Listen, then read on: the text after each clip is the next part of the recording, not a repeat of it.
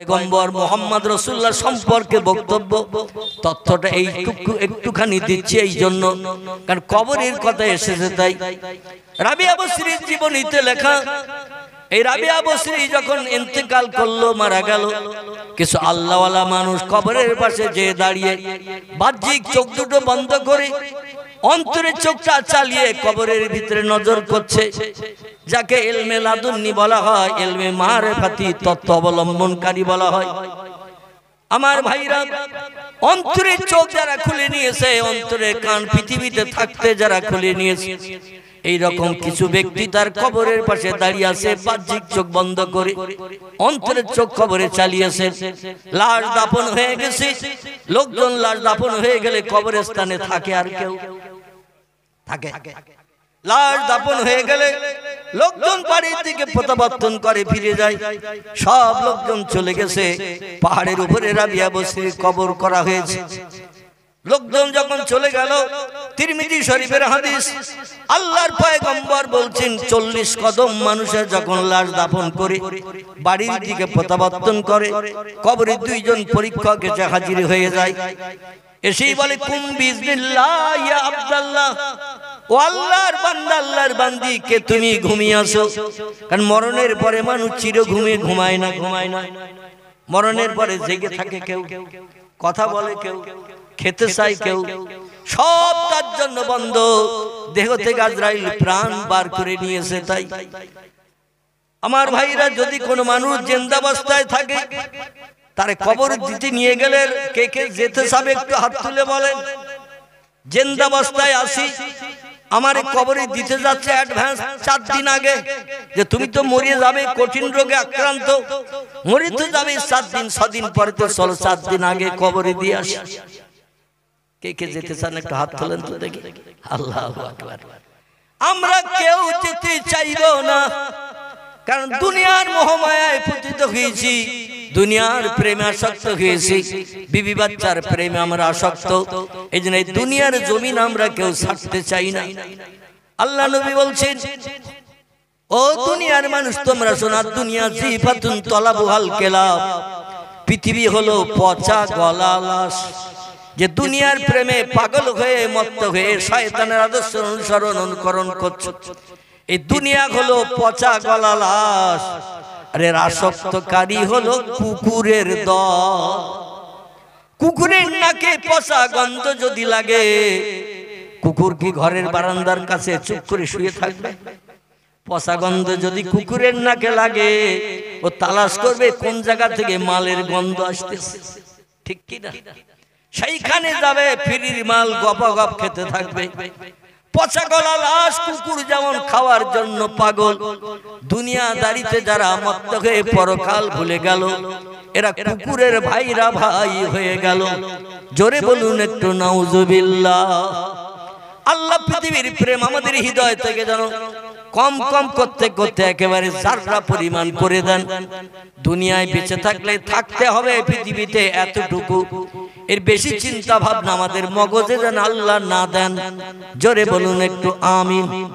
পরীক্ষক কবর এসেছে, এসে বলছেন, কুম বিজনিল্লাহ ইয়া আব্দুল্লাহ, ও আল্লাহর বান্দে, কবরে উঠে পড়ো, তোমার সারা জীবনের ফাইনাল পরীক্ষা নিতে এসেছি। রাবিয়ার দেহে আবার প্রাণ ভরে দেয়া হলো। আচ্ছা, একটা ছোট্ট প্রশ্ন আপনাদের কাছে করি, মরার পরে কবরে যখন কাফনের কাপড় পরিয়ে রেখে আসলো, বাঁশবাগানি কলার পাতা মাটি দিয়ে চাপা দিল, ওখানে আর কি জিন্দা হওয়া যাবে? জিন্দা হওয়া যাবে কি? আরে হ্যাঁ না যা একটা বলবেন তো, আমি অধম তো আছি। যদি ভুল তথ্য দেন সংশোধন করবে ইনশাআল্লাহ, আর সঠিক দিলে আলহামদুলিল্লাহ। তাহলে মুখ বুঝিয়ে থাকলে হবে না, তথ্য পাওয়া যাবে না। এখন মরণের পরে কবরে রেখে আসলে আমরা জিন্দা হব না, ওইভাবে পচে গলে যাব?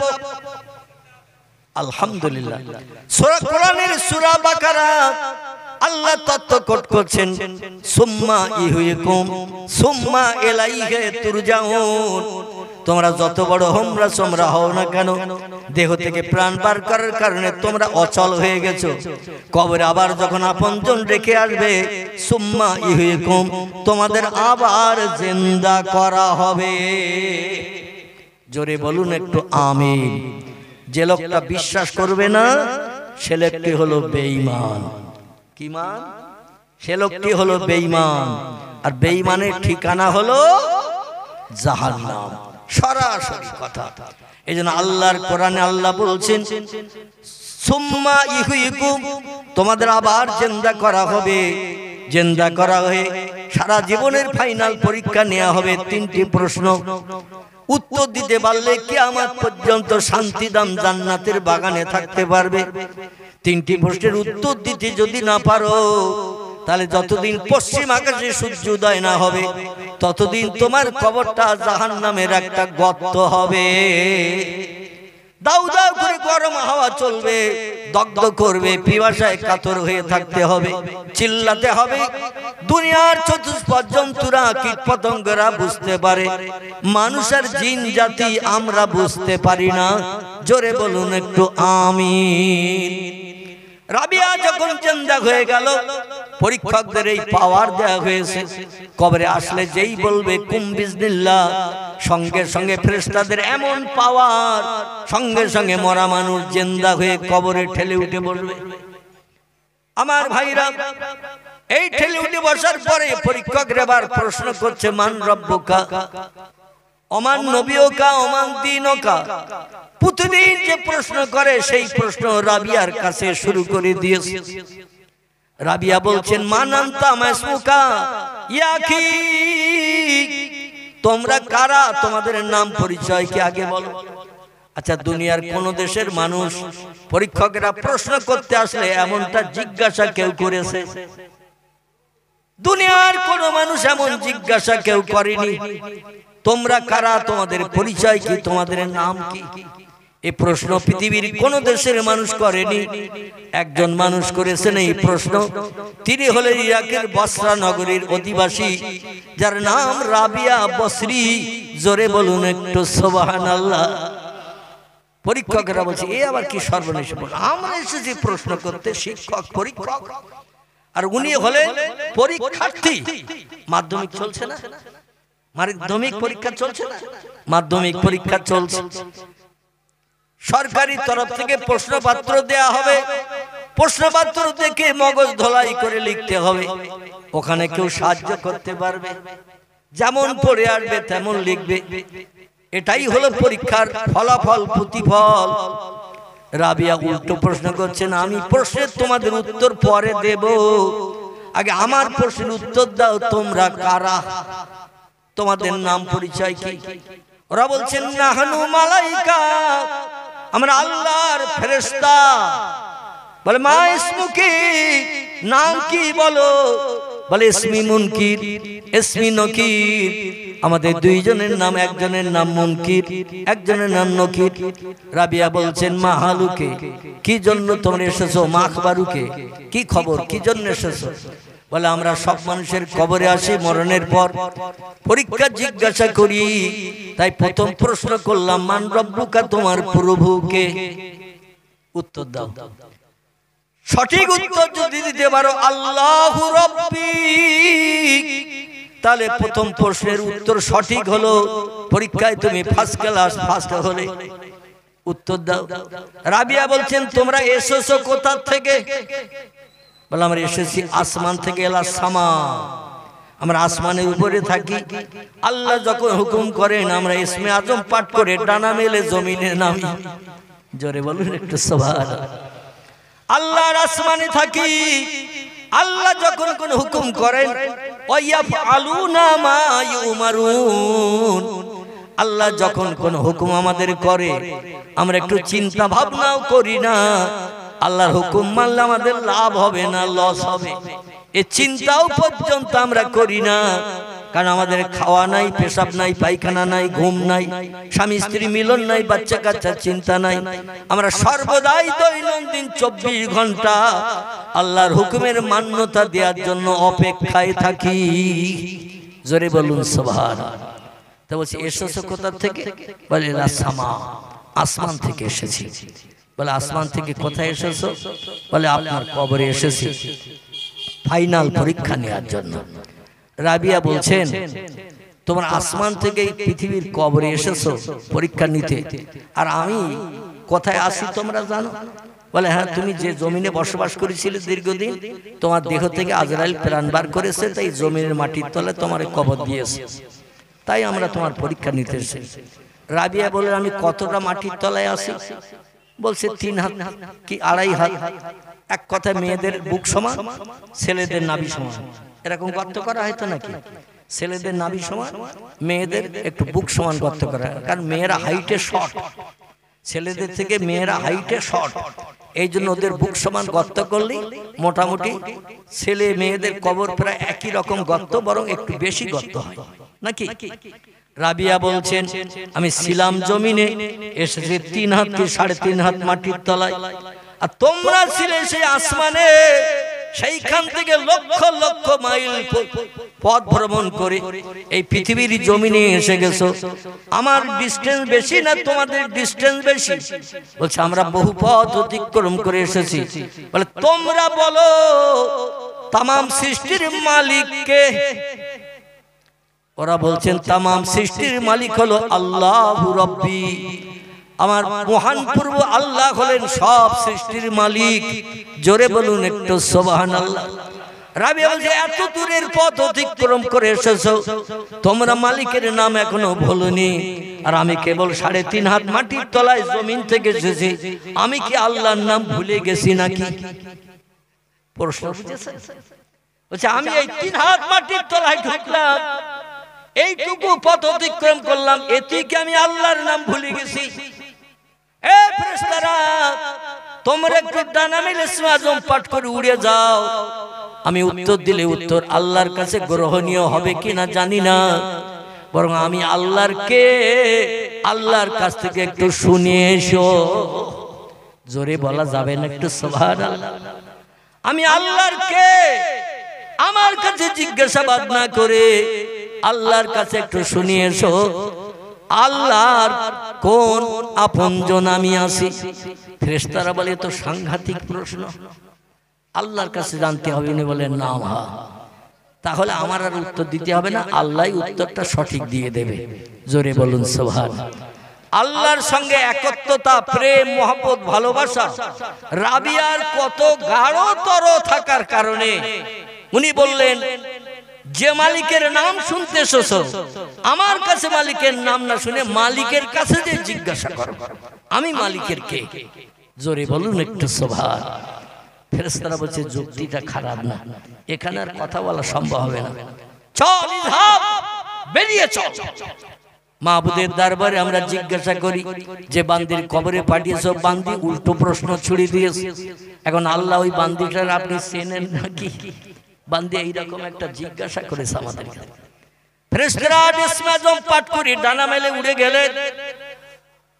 আমার ভাইরা সিদরাতুল মুনতাহা পর্যন্ত যে ওখান থেকে টেলিফোন করলেন, আওয়াজ করলেন, ইলহাম করলেন, মাহবুদ রে এরকম বান্দির পাল্লায় জীবনে পড়িনি।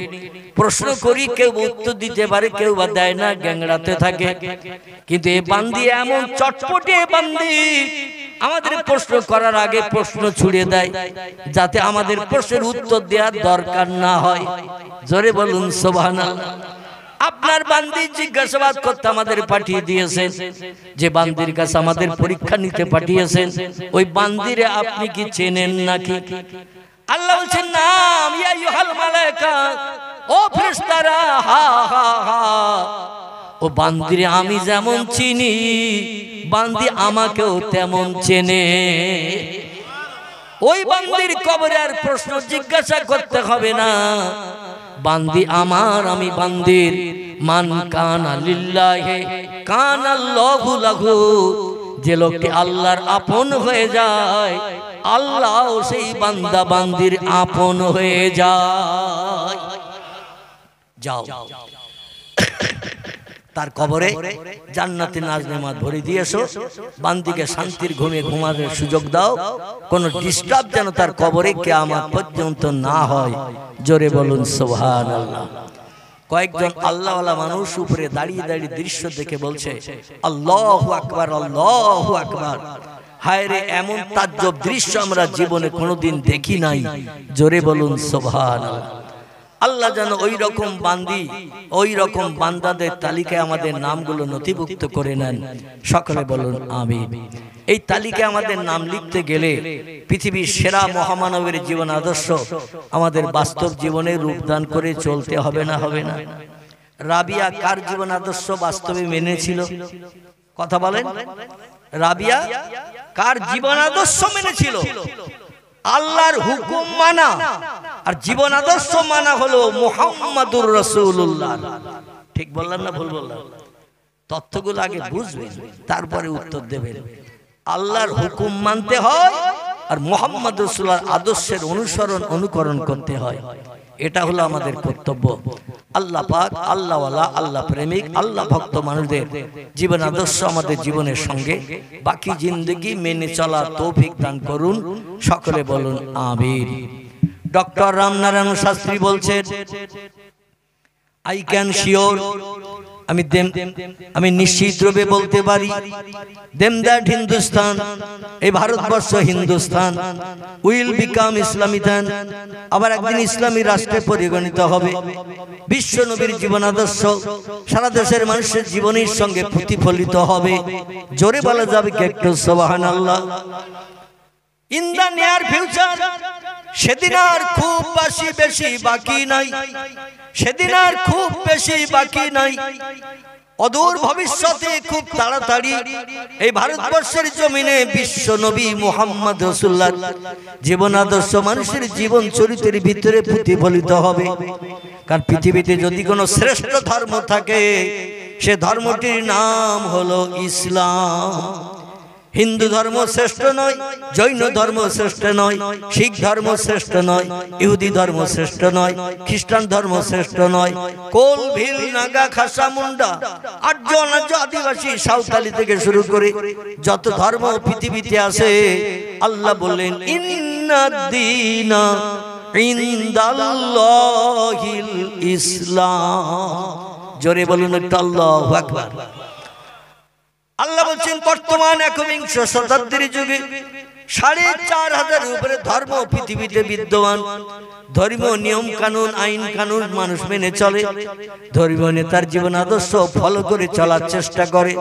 কিন্তু শোনো, পৃথিবীতে আমি আল্লাহ আমার সত্য কোরআনে তথ্য কোট করে দিলাম, দুনিয়ায় যত ধর্ম আছে সমস্ত ধর্মের ভিতরে ইসলাম হলো আমার কাছে সব থেকে বেশি প্রিয় এবং পছন্দনীয়।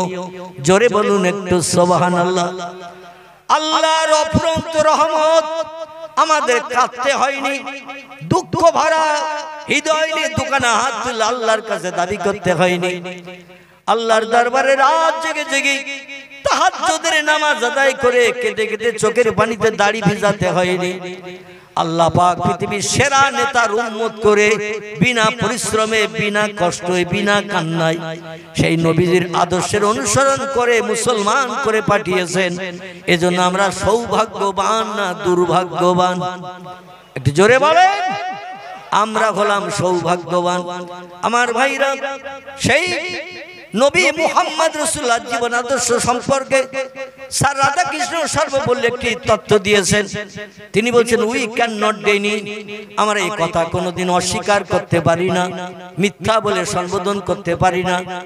that the conception of brotherhood in Islam, ইসলামী ভ্রাতৃত্ববোধ, ইসলামের জীবন আদর্শ, ইসলামের চরিত্র এমন একটি জিনিস transcends all barriers of race and nationality, যা জাতীয় বর্ণের সমস্ত প্রতিবন্ধকতা দূর করে দিয়ে মানুষকে একই নিবিড় বন্ধনে বেঁধে দিতে পারে। কে হিন্দু, কে জৈন, কে শিখ, কে বৌদ্ধ, কে ইহুদি, কে খ্রিস্টান, জাতিভেদ ইসলামের ভিতরে নাই। ইসলামের আদর্শ হলো সবাইকে সমান চোখে দেখা। তোমার ধর্ম তুমি করবে, আমার ধর্ম আমি করব। কোন ধর্মের উপরে কোনো জোর জবরদস্তি নাই। লা ইকরাহা ফিদ্দীন, ধর্মের উপরে কোনো জোর জবরদস্তি নাই। প্রত্যেকটি বান্দা বান্দীদের ব্রেন মগজ দিয়েছি, ব্রেন মগজের মাধ্যম দিয়ে সঠিক নির্বাচন করে যারা যে ধর্ম মেনে চলবে তারা সেই ধর্ম মেনে চলবে, পরকালে তার প্রতিদান পাবে। কেউ যাবে স্বর্গে বা জান্নাতে, কেউ যাবে নরকাগ্নিতে জাহান্নামে। যারা যে কাজ করে যাবে, যেটা পছন্দ হবে তারা সেইটা মেনে চলবে। কোন ধর্মের উপরে কোনো অশান্তি জবরদস্তি চলবে না। এটা হলো ইসলামের আদর্শ। লা ইকরাহা ফিদ্দিন, ধর্মের উপরে কোনো জবরদস্তি নাই, কোনো বাড়াবাড়ি নাই। এটা হলো মুসলমানদের ধর্মের আদর্শ। জোরে বলুন একটু সুবহানাল্লাহ। এই জন্য স্যার রাধাকৃষ্ণ সার্বভৌম বলছেন, a feather which does not character any other religion। বর্তমান পৃথিবীতে ৪৫০০ উপরে ধর্ম বিদ্যমান, কিন্তু অধিকাংশ ধর্ম নিয়ে রিসার্চ করে গবেষণা করি আমি স্যার রাধাকৃষ্ণ সর্বপল্লী দেখেছি ইসলামের সমতুল্য আদর্শ, ইসলামের সমতুল্য চরিত্র এনি আদার রিলিজিয়ন পৃথিবীর আর কোন ধর্মের ভিতরে খুঁজলে পাওয়া যাবে না। ইসলাম হলো সোনায় সোহাগা সাদা কাপড় মার্কা, এই কাপড়ের গায়ে কোনো কলঙ্কের দাগ নাই। জোরে বলুন একটু সুবহানাল্লাহ। শুধু তাই নয়, ডক্টর মানবেন্দ্রনাথ রায় বলছেন, learning from the Muslim Europe became the leader of modern civilization. ও বিশ্ববাসী তোমরা শোনো, আমি অক্সফোর্ড বিশ্ববিদ্যালয় থেকে এমএ ফার্স্ট ক্লাস ডিগ্রি নিয়ে ভারতের কীর্তি সন্তান ভারতে ফিরে এসেছি। ভারতের রেকর্ড বুকে আমার নামটা লিপিবদ্ধ হয়েছে উচ্চ শিক্ষিতের তালিকায়। আমি একটি তথ্য জনগণকে না দিয়ে আর পাচ্ছি না। আমার মেমোরির মাধ্যম দিয়ে যে জ্ঞান অর্জন করেছি, সেই জ্ঞানের মাধ্যম দিয়ে আমি যাচাই করে যেটা দেখেছি জনগণকে সেটা আমি জানাতে উদ্যত হয়েছি। লার্নিং ফ্রম দ্য মুসলিম, মুসলমানদের শিক্ষার প্রভাবে, মুসলমানদের জ্ঞানের প্রভাবে Europe became the leader. Europe মহাদেশ বর্তমান একবিংশ শতাব্দীর যুগে নেতৃত্বের আসনে অধিষ্ঠিত হয়েছেন। তাম বিশ্বকে করাতলগত করি মুঠার ভিতরে নিয়ে দাদাগিরি করার সুযোগ পেয়েছে। অব মডার্ন সিভিলাইজেশন, আধুনিক সভ্যতার যুগে, আধুনিক সভ্যতার যুগে, আধুনিক জ্ঞানের যুগে তাম বিশ্বকে মুঠার ভিতরে পুরে নিয়ে দাদাগিরি করা, নেতৃত্ব করার সুযোগ পেয়েছে একমাত্র ইউরোপ আমেরিকা মহাদেশের মানুষেরা। মুসলমানদের শিক্ষা যদি সৌদি আরব থেকে আমেরিকায় না যেত, ইউরোপ মহাদেশে যদি না যেত, ওরা কোনোদিন দাদাগিরি করার সুযোগ পেত না। জোরে বলুন একটু মারহাবা, নারায়ে তাকবীর। উনি বললেন, মুসলমানদের শিক্ষা ইউরোপ মহাদেশ আসার কারণে শিল্প বিপ্লব তৈরি হয়েছে, মিল কলকারখানা তৈরি হয়েছে, যন্ত্রপাতির পাঠশালা বানানোর সুযোগ হয়েছে। একমাত্র কোরআনের জ্ঞান আর পয়গম্বর মুহাম্মদ রাসূলুল্লাহর জ্ঞান। মুসলমানদের জ্ঞান হলো দুটি বিষয়, খুব ভালো করে শুনুন। মুসলমানদের জ্ঞান হলো দুটি বিষয়ের উপরে, একটির নাম হলো আল কোরআন, একটির নাম হলো আল হাদিস। কোরআন হলো আল্লাহর বাণী, হাদিস হলো পয়গম্বরের বাণী। এই দুটি কিতাবে কিয়ামত পর্যন্ত মানুষের যা কিছু সমস্যা দেখা দেবে, যা কিছু প্রয়োজন হবে, দরকার হবে, কুড অফ কমপ্লিট করে আল্লাহ পাক কোরআনের ভিতরে ভরে দিয়েছেন। নতুন কোনো পুস্তকের প্রয়োজন হবে না। পয়গম্বর মুহাম্মদ রাসূলুল্লাহ জবানি ছাড়া নতুন কোন হাদিসের কিতাবের সংকলন করার দরকার হবে না। এই দুটি কিয়ামত পর্যন্ত মানুষের জন্য যথেষ্ট। জোরে বলুন একটু সুবহানাল্লাহ, নারায়ে তাকবীর। কোরআন হলো মহাবিজ্ঞান। এই পৃথিবীতে যখন কোরআন আসেনি, পৃথিবীর কোন দেশের বিজ্ঞানীরা কোনো মিল কলকারখানা বানাতে পারেনি, যন্ত্রপাতি মেশিনাদি বানাতে পারেনি, গাড়ি ঘোড়া কিছুই বানাতে পারেনি। আমার ভাইরা, প্রযুক্তি যুগের যা কিছু বিজ্ঞানীরা বানিয়েছে সব হলো কোরআনের ফসল। যদি বলেন হোয়াট ইজ দ্য ডকুমেন্ট, তার বাস্তব তথ্য প্রমাণ কি, তাহলে আপনাকে নিয়ে যাব একটু কোরআন পাকের 22 পারার শেষে। কোথায় বললাম?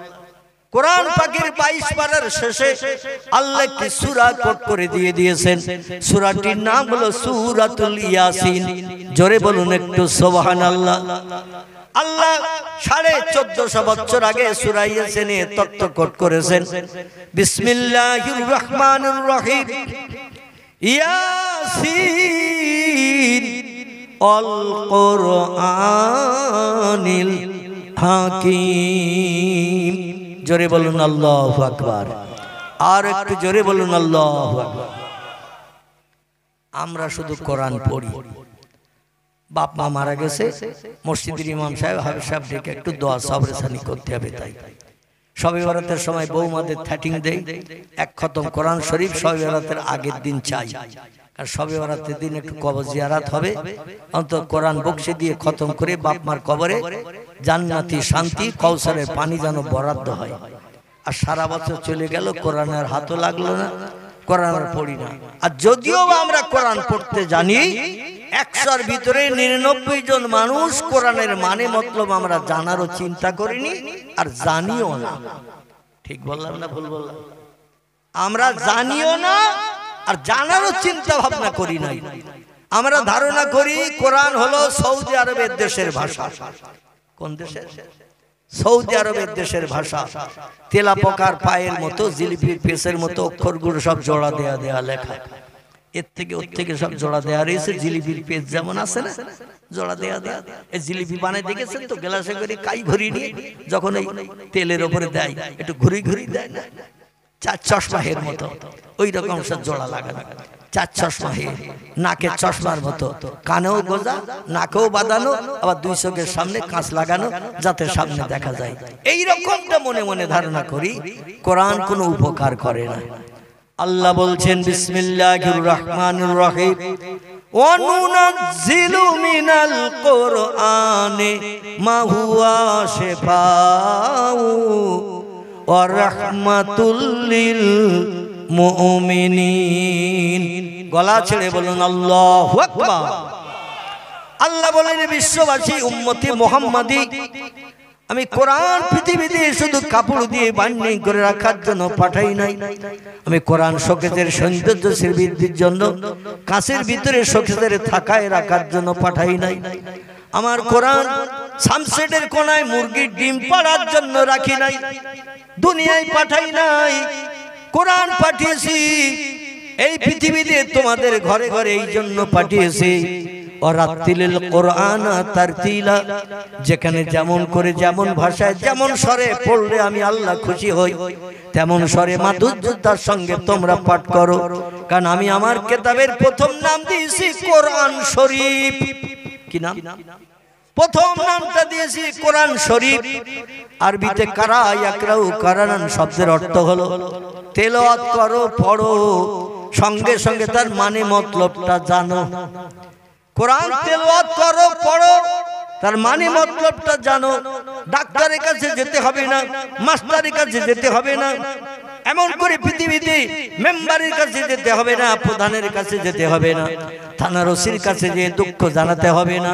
আমার কোরআন হলো এনাফ, কোরআন হলো যথেষ্ট, সব সমস্যার সমাধান করে তোমাদের মুখে হাসি ফুটিয়ে দেবে।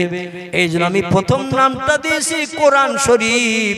কোরআনের বাংলা মানে হলো কারা ইয়াকরাউ কারানান, তো শব্দের বাংলা অর্থ হলো তেলাওয়াত করো, পড়ো।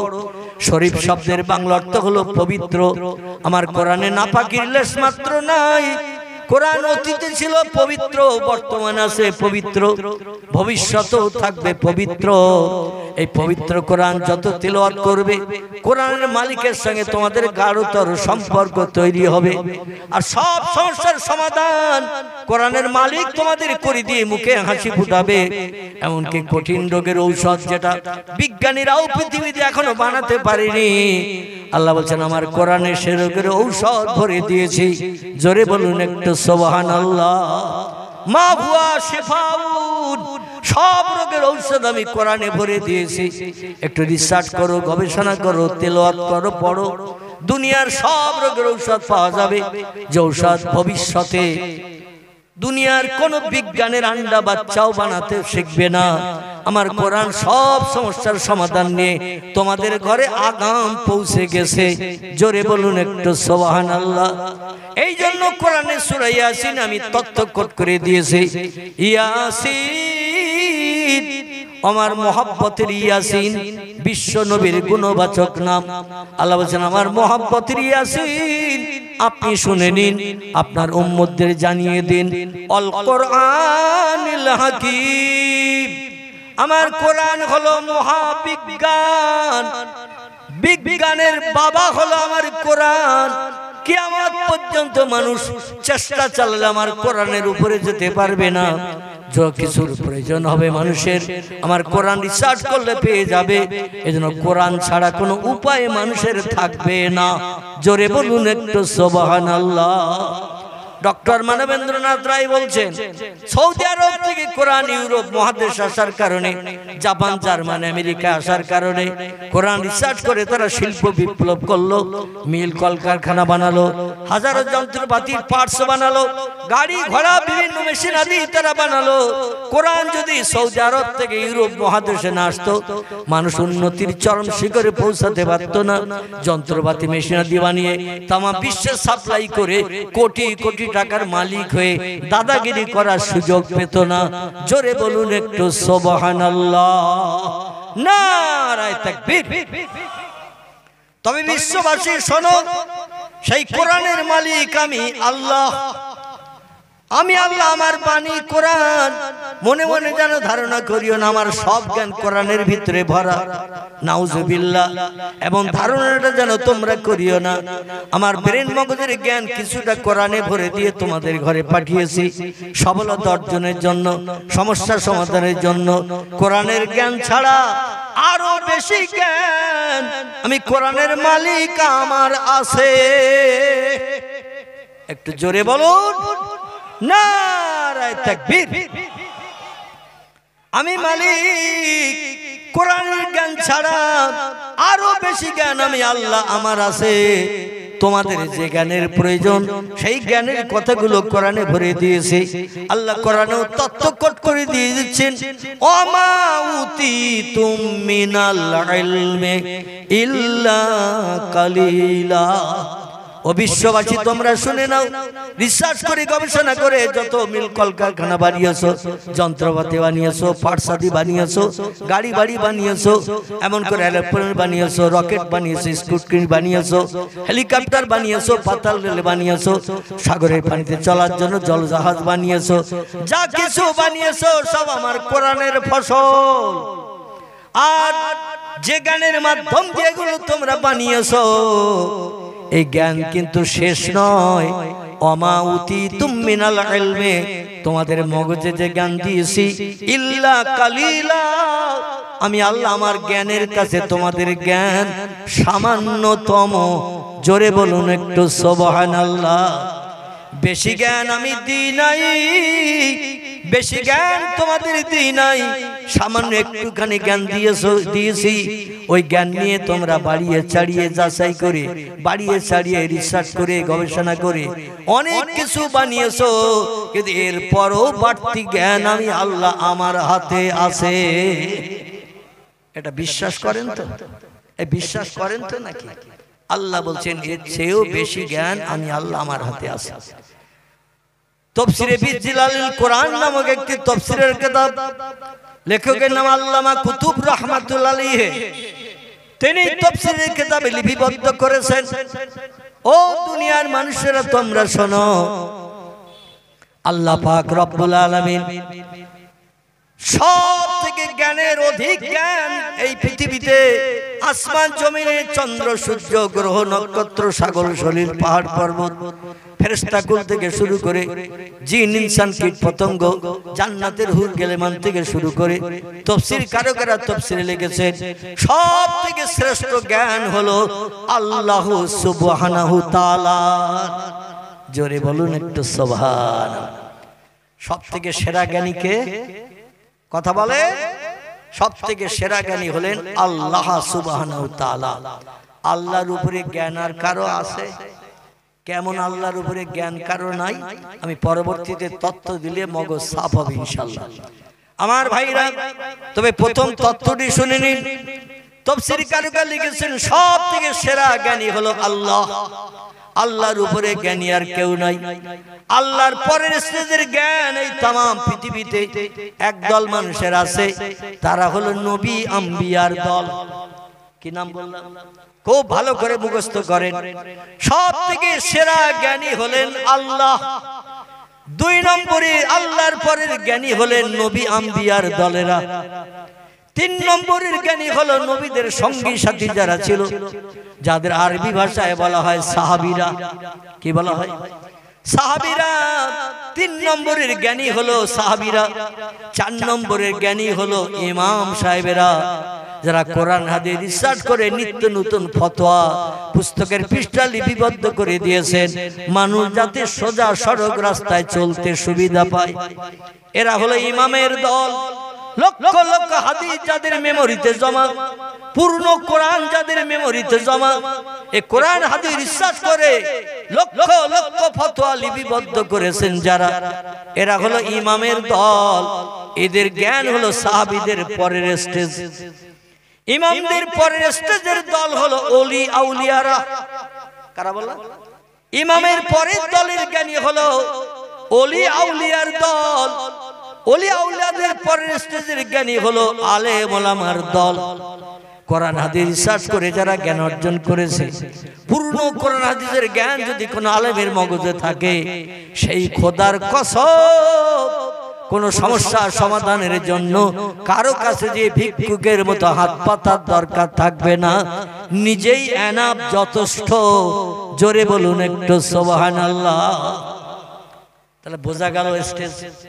প্রথম জ্ঞানী হলেন আল্লাহ সুবহানাহু ওয়া তাআলা, আল্লাহর উপরে জ্ঞান আর কারো নাই। 2 নম্বরে স্টেজ হলো নবী আম্বিয়ার দল।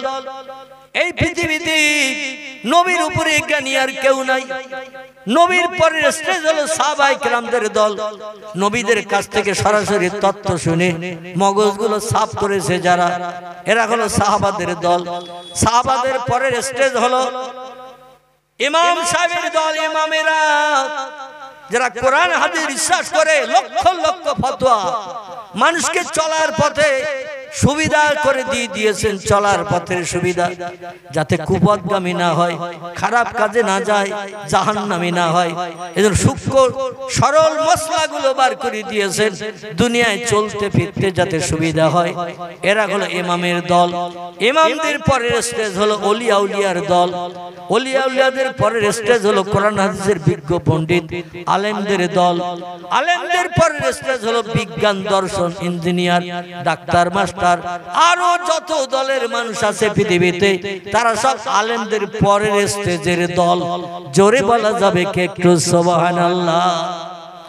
যত বড় নামি দামি বিজ্ঞান আসুক, যত বড় সাহিত্যিক আসুক, যত বড় ইঞ্জিনিয়ার আসুক, যত নামি দামি FRCS London first class first gold medallist আসুক, আলেম ওলামাদের উপরে যেতে পারবে না, বরং তাদের তলায় থাকতে হবে। কারণ আলেম ওলামারা যে জ্ঞানগুলো কোরআন হাদিস রিসার্চ করে পেয়েছেন, এই জ্ঞানের নাম নিশানা লেশমাত্র বিজ্ঞানীদের নাই, ইঞ্জিনিয়ারদের নাই, ডাক্তারদের নাই, মাস্টারদের নাই, ভূতত্ত্ববিদদের নাই, ঐতিহাসিকদের নাই। এই জ্ঞানগুলো আল্লাহ আলেমদের দান করেছেন। জোরে বলুন একটু সুবহানাল্লাহ। যদি বলেন হোয়াট ইজ দ্য ডকুমেন্ট, হুজুর বিষয় বুঝলাম না, তাহলে খোলসা করে বুঝিয়ে দিই।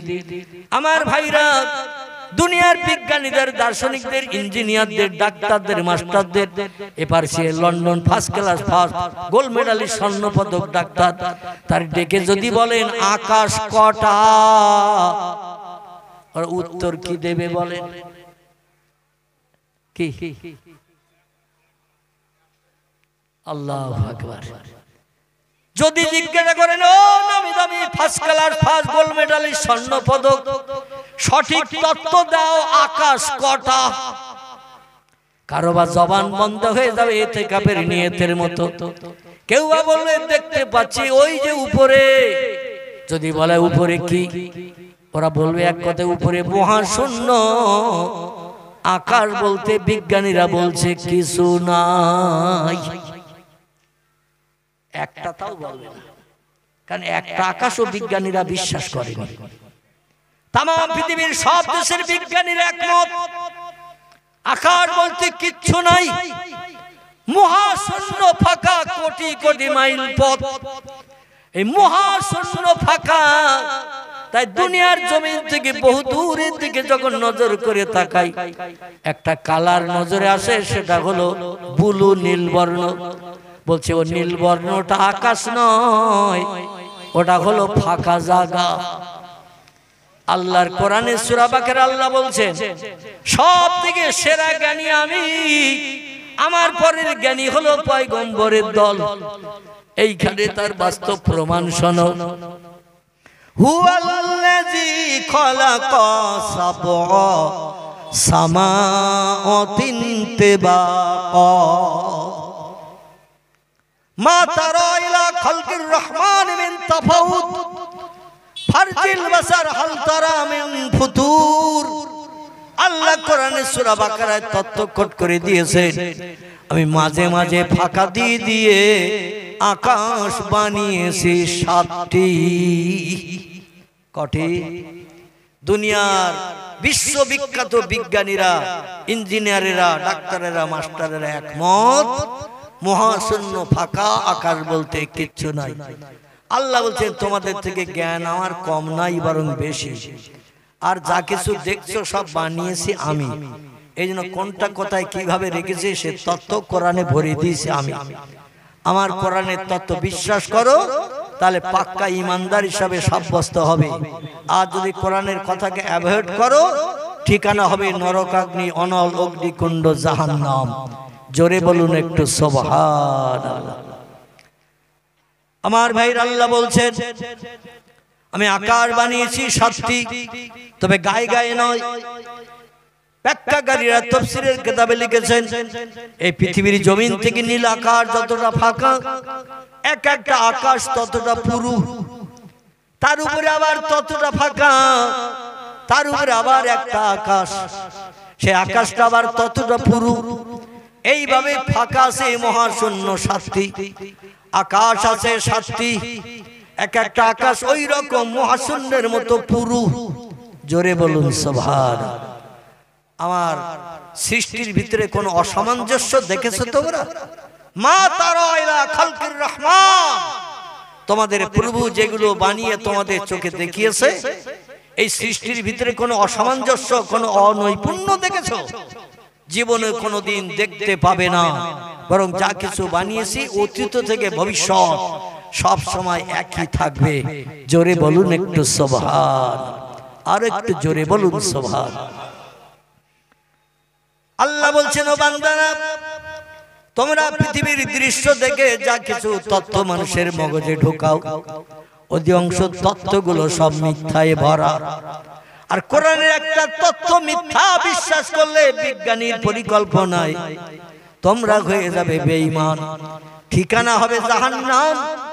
আল্লাহ নবী যে হাদিস শরীফে জানিয়েছেন, বাদিরু বিল আমালি ফিতানান কাকিতাইল লাইলি মুসলিমুন ওয়া ইসবিহুর রাজুলু মুমিনান ওয়া ইমসি কাফিরান ওয়া ইমসি মুমিনান ওয়া ইসবিহু কাফিরান ওয়া ইয়াবু দীনাহু বিআরাদিন মিনাদ দুনিয়া। রাওয়াহু মুসলিম। জোরে বলুন একটু আল্লাহু আকবার। খুব সংক্ষেপ করে বলি, আল্লাহ নবী বলছেন আগামী ভবিষ্যৎ প্রজন্ম, এই পৃথিবী যখন শেষ পর্যায়ে চলে যাবে, মানুষের আমলগুলো সব হিংসা, বিদ্বেষ, মারামারি, কাটাকাটি, অশান্তিতে ভরে যাবে। দিনের বেলা মানুষ রাস্তায় চলবে রাতের মতো, রাতের বেলা চলবে ঘন ঘটা অন্ধকার, অমাবস্যা রাতের মতো। কোনটা ন্যায়, কোনটা অন্যায়, কোনটা ভালো, কোনটা মন্দ, কোনটা সত্য, কোনটা মিথ্যা, এ যাচাই মানুষ সেদিন করার সময় পাবে না। সেদিন এমন একটা পর্যায়ে আমার উম্মতরা পতিত হবে,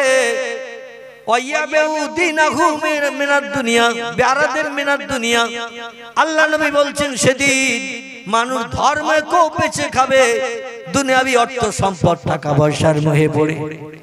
আল্লাহ নবী বলছেন ইসবিহুর রাজুলু মুমিনান, একটা মুসলমান সকালবেলা কলেমা পড়ে ঈমান এনে মুসলমান হবে, ওয়া ইউমসি কাফিরান, সন্ধ্যাবেলা এমন কাজ করবে, এমন কথা বলবে, ঈমানের লেশমাত্র তার দেহে থাকবে না, লোকটা কাফেরে পরিগণিত হয়ে যাবে।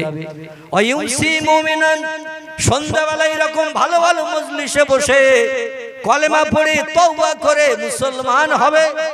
ওয়া ইসবিহু কাফিরান, সকালবেলা ঘুম থেকে উঠে জবানে এমন কথা বলবে, এমন মন্তব্য করবে, ঈমান হাওয়ায় উড়ে বেরিয়ে যাবে, লোকটা কাফের হিসাবে বিবেচিত হবে।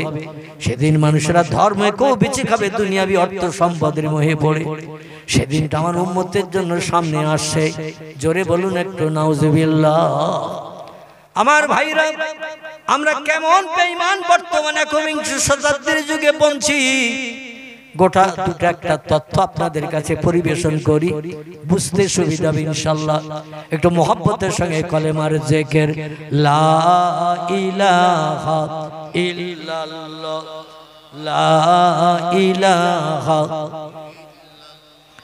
লা ইলাহা ইল্লাল্লাহ মুহাম্মাদুর রাসূলুল্লাহ।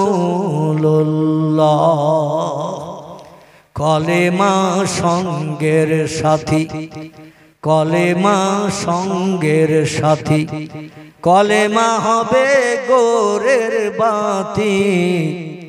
তাই পড়ো কলেমা দিবারাতি, কলেমা ছাড়া নাই কো গতি। বলো লা ইলাহা ইল্লাল্লাহ, লা ইলাহা, লা ইলাহা ইল্লাল্লাহ মুহাম্মাদুর রাসূলুল্লাহ।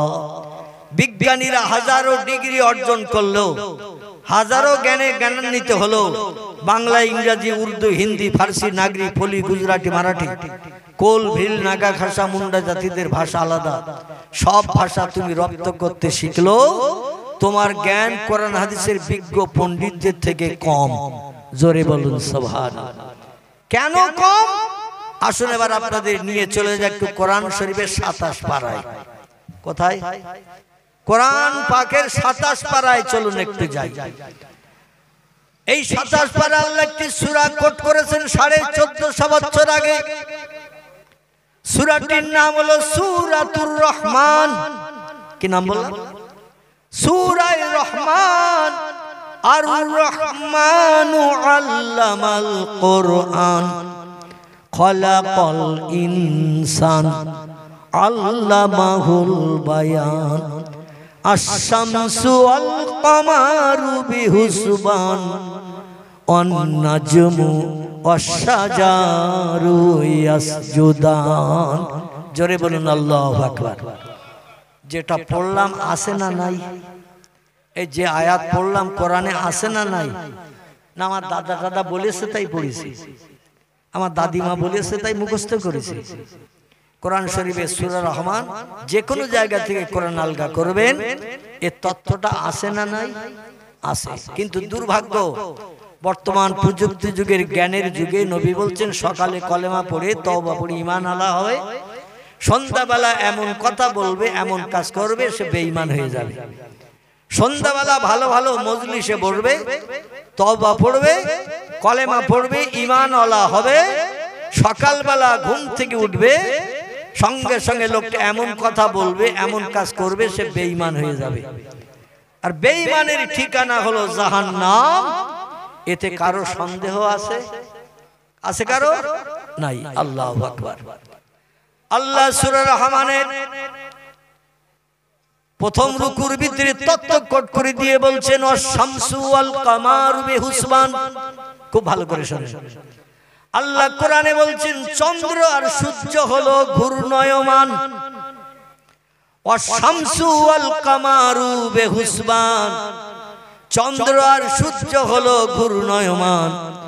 বর্তমান পৃথিবীতে 256টির মতো দেশ বিদ্যমান। সব দেশে বিজ্ঞানীদের লেখা পুস্তক আদি ছেলে মেয়েদের পড়ানো হয়। দুনিয়ার অধিকাংশ দেশের ভূগোল বইতে লেখা হয়েছে পৃথিবী লাট্টুর মতো ঘুরছে, চন্দ্র সূর্য স্থির।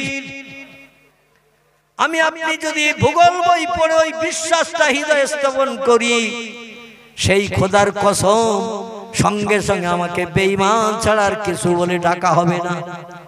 আল্লাহর তরফ থেকে ডাকা হবে বেঈমানের দল।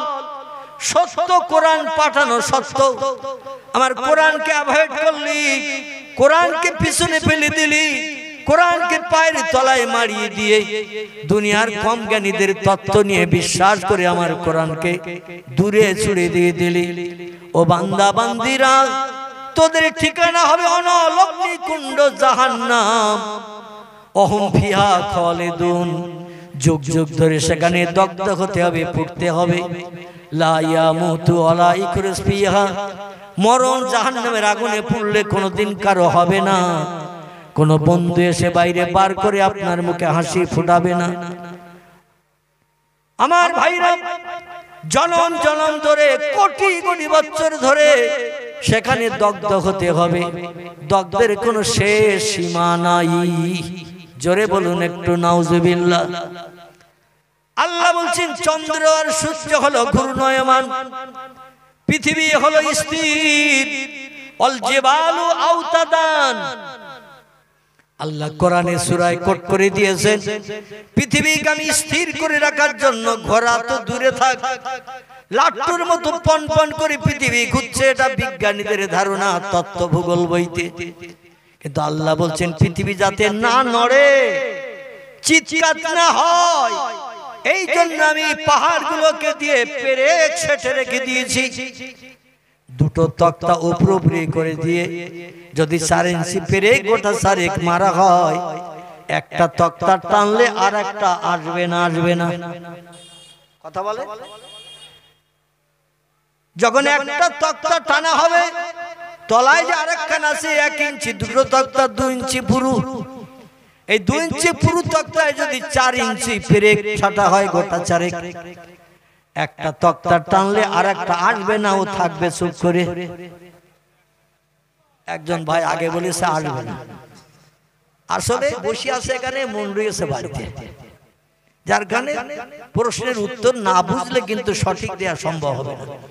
4 ইঞ্চি পেরেক যদি গোটা 5 2 ইঞ্চি তক্তার উপরে মারা হয়, এফোর্ড ওপর করে দেওয়া হয়, একটা টানলে আর একটা তক্তা আসবে না, আসবে না, আসবে। কারণ দুটো একসঙ্গে পেরেক মেরে অ্যাডজাস্ট করা হয়েছে, অ্যাটাচ করা হয়েছে। আল্লাহ বলছেন শোনো, দুনিয়া ঘোরা তো দূরে থাক, নড়াচড়া করা তো দূরে থাক, তবে আমি আল্লাহ যখন জমিনের তলায় ভূকম্পন সৃষ্টি করি, তখন পৃথিবীর জমিন থরথর করে কাঁপে, পৃথিবীর জমিন তখন একটু চিৎকার হয়। যেমন 2004 সালের সুনামি হয়েছিল, আপনারা অনেকে দেখেছিলেন, খবরের কাগজে পড়েছিলেন। 2004 সালের সুনামি, পৃথিবীর 13টা দেশে সাগরের পানি উতলিয়ে এসেছিল, মানুষ মারা গিয়েছিল 4.5 লক্ষের উপরে। কতটা? 4.5 লক্ষের উপরে মানুষ পানির তলায় নাকানি চুবানি খেয়ে মরে গিয়েছিল। পানি জমিনের উপরে এসে উঁচু হয়েছিল 55 ফুট। কত? আচ্ছা, একতলা ঘর কত উঁচু বলে? একটা তত্ত্ব দেন, 1 ফুট কম বেশি হবে তো। আমার ভাই বলছেন 30 ফুট, তো 30 ফুট কি একতলা ঘর হয়? 10-12 ফুট। এটা সঠিক কিনা? 1 ফুট কম বেশি হতে পারে। ঘরের ভিতরে দাঁড়ালে যেন ফ্যান পাকা মাথায় না লাগে, এই রকম উঁচু হলেই আনা, ঠিক কিনা? আবার যদি ঘরের ভিতরে একটা খাট দেওয়া হয়, খাটে দাঁড়ালে যেন ফ্যান পাকাটা মাথায় না লাগে, পনপন করে ঘোরার সময়। যদি মাথায় না লাগে, ছাদ যা উঁচু করা হয়েছে ওইটাই যথেষ্ট। তো 10-12 ফুটের উপরে হয় না। তো পানি সাগর থেকে উতলিয়ে আসলো দুধের হাঁড়ির দুধের মতো। কিসের হাঁড়ি বললাম? দুধের হাঁড়িতে, একটা হাঁড়িতে যদি 5 কেজি পানি দিলে কানা কানা হয়। খুব ভালো করে বুঝবেন, একটা হাঁড়িতে 5 কেজি পানি দিলে হাঁড়িটা ভর্তি হয়ে কানা কানা পানি হয়ে যায়। ওই হাঁড়িতে যদি 8 দুধ দেয়া হয়, কতটা বললাম? 8 হাফ কেজি মনে করুন। শেরের প্রচলন এখনকার ছেলেরা বুঝবে না, এটা আগে চলতো। শের বাটকারা পোয়া চলতো না, এখন 100 থেকে 10 হয় 1 কেজি, এটা আমরা ভালো বুঝি। তো মনে করেন হাফ কেজি দুধ, ওই 5 লিটার পানি দিলে হাঁড়ি ভর্তি হয়। এই রকম হাঁড়িতে হাফ কেজি দুধ দেওয়া হয়েছে, তে দুধ কানা কানা পর্যন্ত হবে তো? আল্লাহু আকবার। এ দুধ হাড়ির তলায় থাকবে না কানা কানা বলতে হবে? মানে হাফ সের দুধ দিয়েছি, হাফ কেজি দুধ, 5 সের পানি দিলে কানা কানা হয়। হাফ সের বা হাফ কেজি পানি দিছি, দিলে হাড়ির তলায় থাকবে না কানা কানা হবে? কানা কানা হবে নাকি? না না, উতলোর কথা এখন বলছি না। পানি দিলাম হাফ কেজি, এখন হাড়িতে হাফ কেজি পানি দিলে কানা কানা পর্যন্ত হবে না, তলায় থাকবে? আল্লাহু আকবার, এইটা জিজ্ঞাসা করছে। আচ্ছা, এই তলায় থাকবে যে পানিটা হাফ কেজি দিয়েছি তাই, এইবার যদি হাঁড়িটা উনানে চাপানো হয়, উনানে চাপিয়ে যদি কাঠ দিয়ে আগুন জ্বালানো হয় হাঁড়ির তলায়, ও দুধ ফেপে ফুলে কানা পর্যন্ত হবে কি হবে না? শুধু তাই না, আগুন জ্বালানো যদি বন্ধ করা না হয়, হাঁড়ির দুধ আর হাঁড়িতে থাকবে, বরং সমস্ত দুধ উতলিয়ে সব বাইরে গড়িয়ে যাবে। ঠিক না ভুল? আল্লাহ বলেন হাঁড়ির দুধে আগুন দিলে যেমন উতলিয়ে হাঁড়ি ভরে যায়, এমনকি আগুন বন্ধ না করলে বাইরে উতলিয়ে গড়িয়ে সব পড়ে যায়, হাঁড়ি খালি হয়ে যায়। আমি আল্লাহ শুধু বলি কুন ফায়াকুন, সঙ্গে সঙ্গে যেটা বলি সেটা হয়। জোরে বলুন সুবহান। আল্লাহ বলেন 9টা ধানের চাল কটা গুনে নাও, ও পৃথিবীর মানুষ গুনে নাও। তোমরা ধারণা করো জ্বর হয়, সাগরের কানা কানা পর্যন্ত পানি ওঠে না, ভাটা হয় আবার একেবারে তলা পর্যন্ত যায় না, কিছুটা পানি রয়ে যায়। তো আমি আল্লাহ যদি হুকুম করি, ওয়াইন মিন শাইইন ইল্লা ইউসাব্বিহু বিহামদিহি, যত সৃষ্টি দেখতে পাও, যত সৃষ্টি দেখতে পাও না, সব সৃষ্টি আমি আল্লাহ আমার নামের জপ জিকির করে, যারে যা বলি তারা তাই শোনে, আমার হুকুমের খেলাফ কোনো সৃষ্টি করে না। জোরে বলুন একটু সুবহান। আল্লাহ বলেন পানি সাগরের পাড়ের কানা থেকে 3 ফুট তলা পর্যন্ত পানি শুধু জোয়ারে উঠলে হবে না। আজকের জোয়ারটা ভোর 4:45টার সময়, কটা বললাম? ভোর 4:45টা, এখন আজান হচ্ছে 5টায়, ফজরের আজান, ঠিক কি না? তো তারও আরো 15 মিনিট আগে, তখন রাত থাকে না থাকে না, অন্ধকার থাকে না থাকে না। শীতকালে, কি কালে? শীতকালে 2004 সালের ডিসেম্বরের 26 তারিখ, কথা বললাম 2004 সালের ডিসেম্বরের 26 তারিখ এই সুনামি জলোচ্ছ্বাস হয়েছিল। 13টা দেশের মানুষ পানির তলায় নাকাল চোবানি খেয়ে 4.5 লক্ষের মতো মানুষ মারা গিয়েছিল। পানি সাগর থেকে উতলিয়ে এসে পাহাড় টপকিয়ে গাছপালাগুলো তলিয়ে দিয়ে 5 তলা বিল্ডিং পর্যন্ত 55 ফুট পানি উঁচু হয়ে 5 তলা বিল্ডিং তলিয়ে দিয়ে স্রোত এত জোরে চলে গেল, সকালবেলা যারা সুগারের কারণে একটু হাঁটাহাঁটি করছিল ওরা প্রথম ঢুকে গেল। 2 নম্বরে যারা সাইকেল চালিয়ে মিল কলকারখানায় কাজে যাচ্ছিল ভোরবেলা, তারা 2 নম্বরে ডুবে গেল। 3 নম্বরে যারা মোটর বাইক চালিয়ে যাচ্ছিল বিভিন্ন কলকারখানায় কাজ করতে, মোটর বাইক ওয়ালারা চলে গেল। 4 নম্বরে যারা দ্রুতগামী এক্সপ্রেস বাসে করে যাচ্ছিল, দূরে 2-4 ঘন্টা দূরে রাস্তা, সেখানে ডিউটি করতে যাচ্ছিল, বাসগুলো পর্যন্ত তলিয়ে গেল। কারণ পানির গতিবেগ ছিল 150 কিলোমিটারের উপরে ফোর্স। কতটা বললাম? 150 কিলোমিটার উপরে ফোর্স। একটা মোটর বাইক জোরে গেলে 80-90 কিলোমিটারে যায়। দ্রুতগামী বাস গেলে, সৌদি আরবের দেশে আমি দেখেছি বাস চাপতে, যখন মক্কা থেকে মদিনায় বাস যাচ্ছে 160 কিলোমিটার বেগে ড্রাইভার গাড়ি চালাচ্ছে, পা দুটো স্টিয়ারিং এ বাঁধিয়ে সিটে কাটিয়ে দিয়েছে। খোদার কসম, যেটা বাস্তব দেখেছি সেটা বলছি। ফাঁকা রাস্তা, ঘর বাড়ি কিচ্ছু নাই, ফাঁকা জায়গায় গাড়ি ছেড়েছে ড্রাইভার, এই পিছনে সিটে হেলান দিয়ে পা দুটো উঁচু করে স্টিয়ারিং এ বাঁধিয়ে রেখেছে, পা একটু নাড়াচাড়া দিচ্ছে, সেদিকে একটু ঘুরিয়ে যাচ্ছে 160 কিলোমিটার বেগে। কত বললাম? Mile metre. ড্রাইভারের পাশেই বসেছিলাম আমি, অধম দেখলাম 160 কিলোমিটার গতিবেগের কাঁটা চলে গেছে, তাও স্টিয়ারিং হাতে ঘুরছে না, পা বাঁধিয়ে ঘুরছে। কারণ ওয়ান ওয়ে রোড, একই রাস্তায় গাড়ি চলে, একই রাস্তায় গাড়ি আসে। আমাদের কলকাতায় যেমন Delhi road, Bombay road one way road হয়েছে না, পাঞ্জাব রোড, এই রকম রোডে কোনো রাস্তায় কোনো গাড়ি যাবে না, যার রাস্তায় সেই যাবে। আচ্ছা 100 কিলোমিটার বেগে আমাদের এদিকে রাস্তায় যদি গাড়ি চলে, যাত্রীদের হসপিটালে জায়গা ধরবে? কথা বলেন একটু। 100 কিলোমিটার বেগে আমাদের রোডে যদি গাড়ি চলে, হসপিটালে যাত্রীদের জায়গা ধরবে? গাছতলায় সরিয়ে রাখতে হবে। আল্লাহ বলেন পানি 150 কিলোমিটারের উপরে বেগে চলতে থাকো, কোন আন্ডা বাচ্চা যেন আজকে রেহাই না পায়। আল্লাহ পারে না, পারে না, আল্লাহ পারিয়ে দিলেন। কি আল্লাহর কুদরতি মহিমা। একটা বাচ্চা ছেলে আনন্দবাজার কাগজে বর্তমান প্রতিদিনে লিপিবদ্ধ করেছিল তথ্যবিদরা, সাংবাদিকেরা। ছেলেটির নাম হলো মোহাম্মদ রেজাল। কি নাম বললাম? মোহাম্মদ রেজাল নামের একটা ছেলে ইন্দোনেশিয়ার জমিনে মসজিদে ফজরের নামাজ পড়তে গিয়েছিল। জোরে বলুন একটু সুবহানাল্লাহ। মুয়াজ্জিন চাচা আযান দিয়েছে, বাড়ির আপনজন নামাজ পড়তে যায়, তাদের সঙ্গেই মসজিদে নামাজ পড়তে যায়। ছেলেটির বয়স হলো 9 বছর। ক বছর? 9 বছরের বাচ্চা ছেলে, নাম তার মোহাম্মদ রেজাল। দাদার সঙ্গে হাত ধরে গেছে মসজিদে, প্রতিদিন যায় নামাজ পড়তে, দ্বিধাবোধ করে না, কোনোদিন মিস করে না। প্রয়োজনে কোনোদিন দাদা তার ডেকেও নেয়, রেজাল ওঠ, আজান হয়ে গেছে। মসজিদের মোহাম্মদ হৃদয়ে তৈরি হওয়ার কারণে ও দাদার হাত ধরে যায়, আবার নামাজ শেষ করে বাড়ি চলে আসে।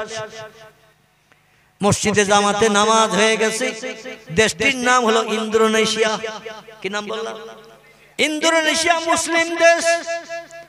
আমার ভাইরা, নামাজ শেষ হয়ে গেছে, কেউ বা বসে বসে তাসবিহ পড়ছে, কেউ বা বসে বসে মসজিদে দরুদ শরীফ পড়ছে, কারণ এখনো সকাল হয়নি। ফজরের জামাতে নামাজ হয়ে গেল 10-20 মিনিট, এখনো নামাজের সময় থাকে না, থাকে না। জামাতে নামাজ হয়ে গেল 10-20 মিনিট সময় থাকে। এখন অধিকাংশ মসজিদে কত সময় বাকি এটাও বলে দিচ্ছে অনেক মসজিদে। এ বলে না, এদিকে বোধহয় বলে না। আলহামদুলিল্লাহ, এ বলাটা উত্তম, ভালো। কারণ অনেকে মাইকে যখন হাঁকে তখন ঘুম ভাঙে, আজান যখন দেয় শয়তান তাল পাতার পাকার হাওয়া দিয়ে ঘুম পাড়িয়ে রাখে, আজান শুনতে পায় না অনেকে। কিন্তু মাইকে যখন ঘোষণা দেয় অনেকের ঘুম ভেঙে যায়, তাড়াতাড়ি উঠে পেশাব পায়খানা সেরে অন্তত নামাজটা আদায় করার জন্য দৌড়াদৌড়ি ছোটাছুটি করতে থাকে, তাড়াতাড়ি কাজ মেটাতে থাকে। শেষ টাইমে হলেও নামাজটা আদায় করে। জোরে বলুন সুবহানাল্লাহ। রেজাল আর কি করবে? কোরআন পড়া জানে না, তাসবিহ তাহলিল ততটা তার মুখস্থ হয় নাই, তো আর করবে কি? কেউ কোরআন পড়ছে, কেউ তাসবিহ পাঠ করছে, কেউ দরুদ শরীফ পাঠ করছে, কেউ জিকির আজকার করছে। রেজাল বলে 9 বছরের বাচ্চা ছেলে, আমি আর কি করব? তো আজকের তো জুমার দিন, শুক্রবারের দিন। কিসের দিন?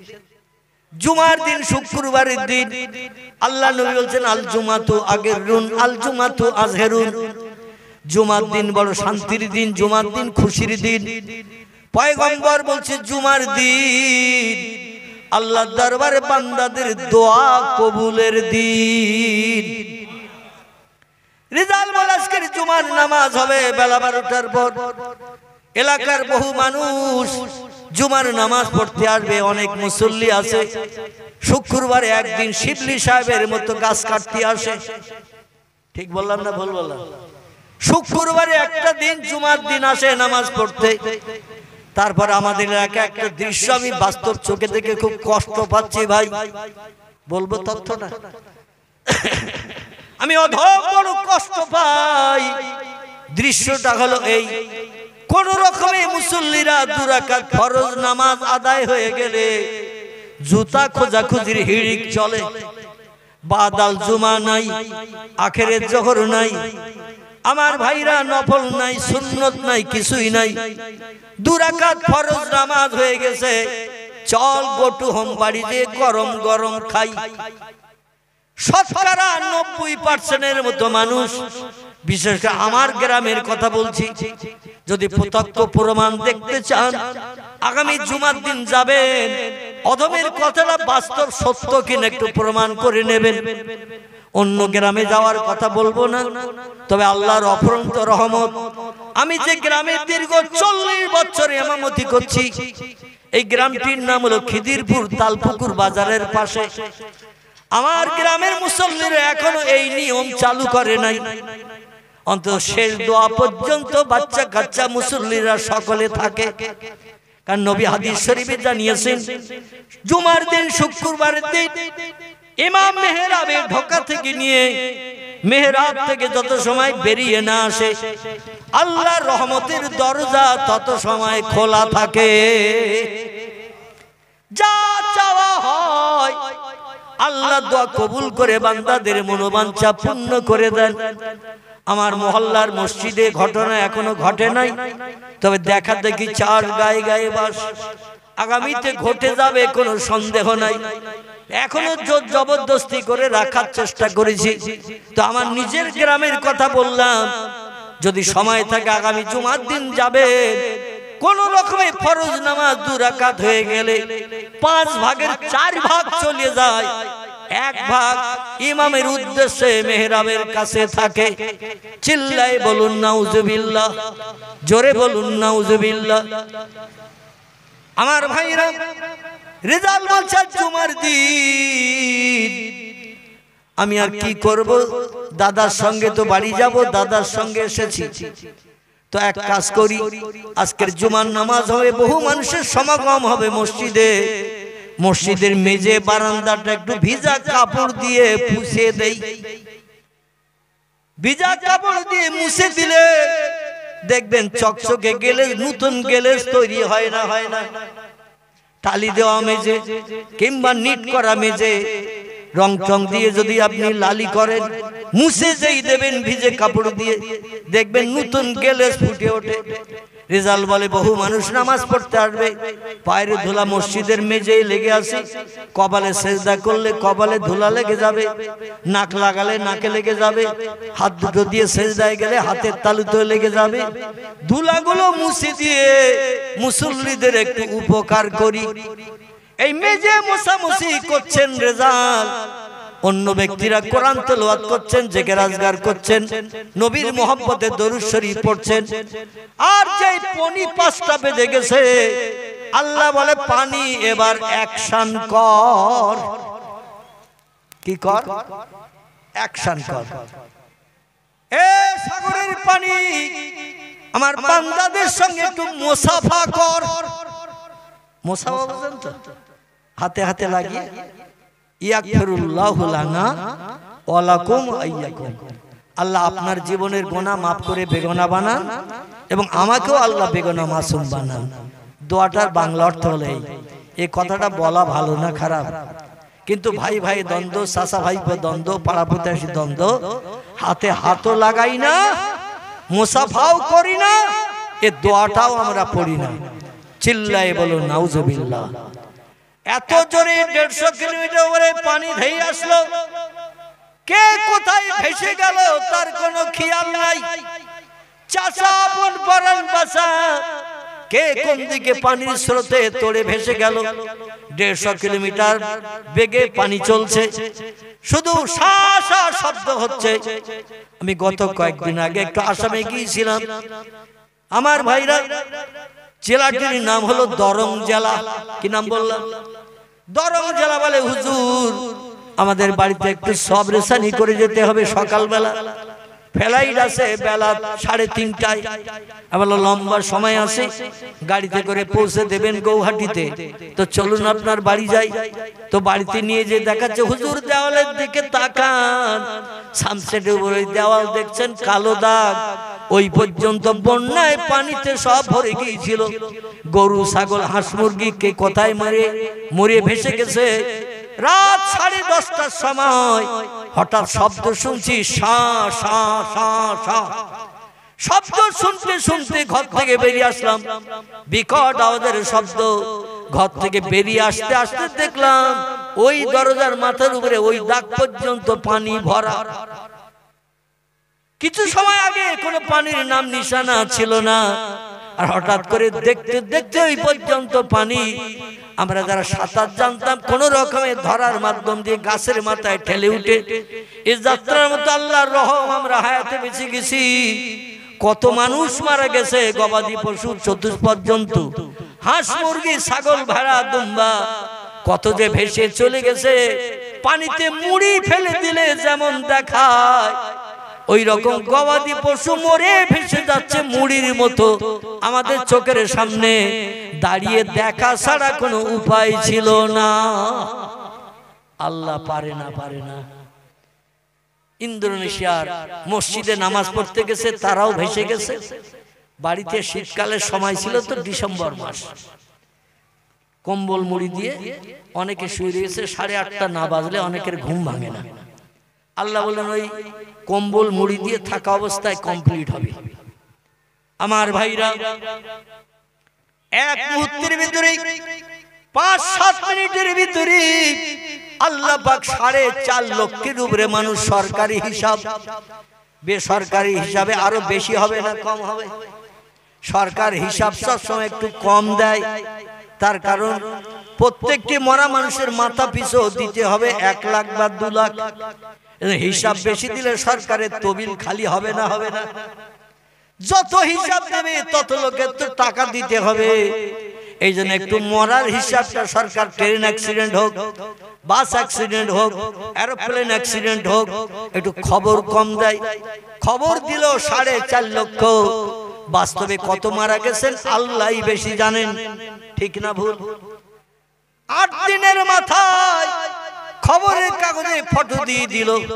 বর্তমান আনন্দবাজার প্রতিদিন কাগজে সাংবাদিকরা হেডলাইনে লিখে দিয়েছে প্রথম পৃষ্ঠায়, রেজালের আল্লাহ রেজালকে বাঁচিয়েছে। অধিকাংশ সাংবাদিক হিন্দু, অধিকাংশ সাংবাদিক ভিন ধর্মাবলম্বী, বিধর্মী, কিন্তু তারা আল্লাহর নামটা খবরের কাগজের হেডলাইনে প্রথম পৃষ্ঠায় বড় বড় করে লিখতে ভোলে নাই। 8 দিনের মাথায় রেজাল হায়াতে বেঁচে গেল। জোরে বলুন একটু সুবহানাল্লাহ। কিভাবে বাঁচলো? পানির স্রোত তাকে মসজিদ থেকে বার করে নিয়ে সাগরে নিয়ে চলে গেছে। যেখানকার পানি সেখানে চলে গেছে। রেজালও ভাসতে ভাসতে চলে গেছে। মাঝে মাঝে তিনি চিত হয়ে কলা গাছের ভেলার মতো পানিতে ওইভাবে রয়েছে, আর পানির স্রোত তারে নিয়ে যাচ্ছে। মাঝে মাঝে মাথা উঁচু করে দেখছে ডাইনে বামে, সাঁতার কাটতে কাটতে দেখছে ডাইনে পানি বামে পানি, পায়ের দিকে পানি, মাথার দিকে পানি। কারণ সাগরের পানি কি পুকুরের মতো নাকি? শুধু পানি আর পানি। চলে যান বোম্বাইতে, আরব সাগরের কিনারায়, আমাদের ভারতের বোম্বাই। সামনের দিকে তাকিয়ে দেখবেন সূর্য উঠছে পানিতে, সূর্য ডুবছে পানিতে। আল্লাহ পাক 3000 কিলোমিটারের মতো রাস্তা আরব সাগরের আর পানি শুধু পানিতে ভরে রেখেছেন।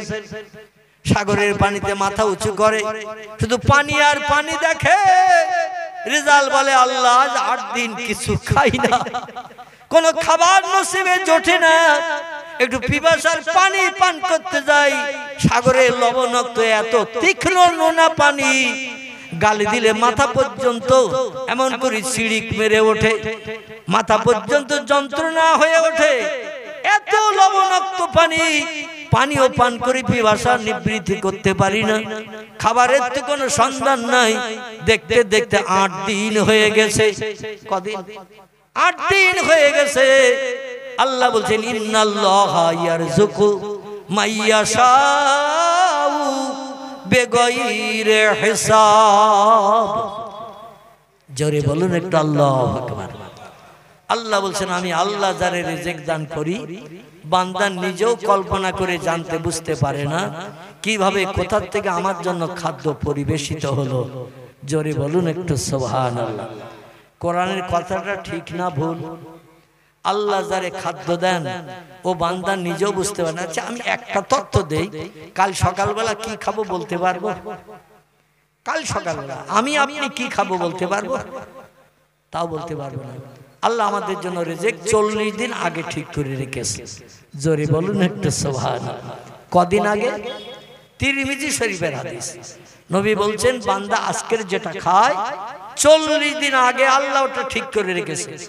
দিনের দিন সবাই খাবার চাবে, আর পরিবেশন করতে যে ভিড় ভাট্টা হবে, দুশ্চিন্তায় পড়বো আমি ওটা পছন্দ করি না।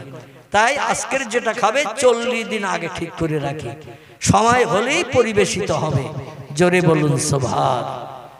আমার ভাইরা, জাপান জার্মান থেকে তেরান আসছে, তেরান ইন্দোনেশিয়ার জমিনে বেশি মানুষ মারা গিয়েছিল ইন্দোনেশিয়ায়, মুসলমানদের দেশে।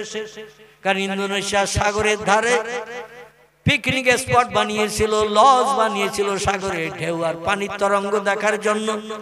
সেইখানে ইন্দোনেশিয়ার সরকারি তরফ থেকে বড় বড় ধনী মানুষেরা, আমাদের দীঘায় যেমন সমুদ্র সৈকতে বাড়ি টাড়ি আসে না নাই, এ কথা বলে কেউ জাননি দীঘায়?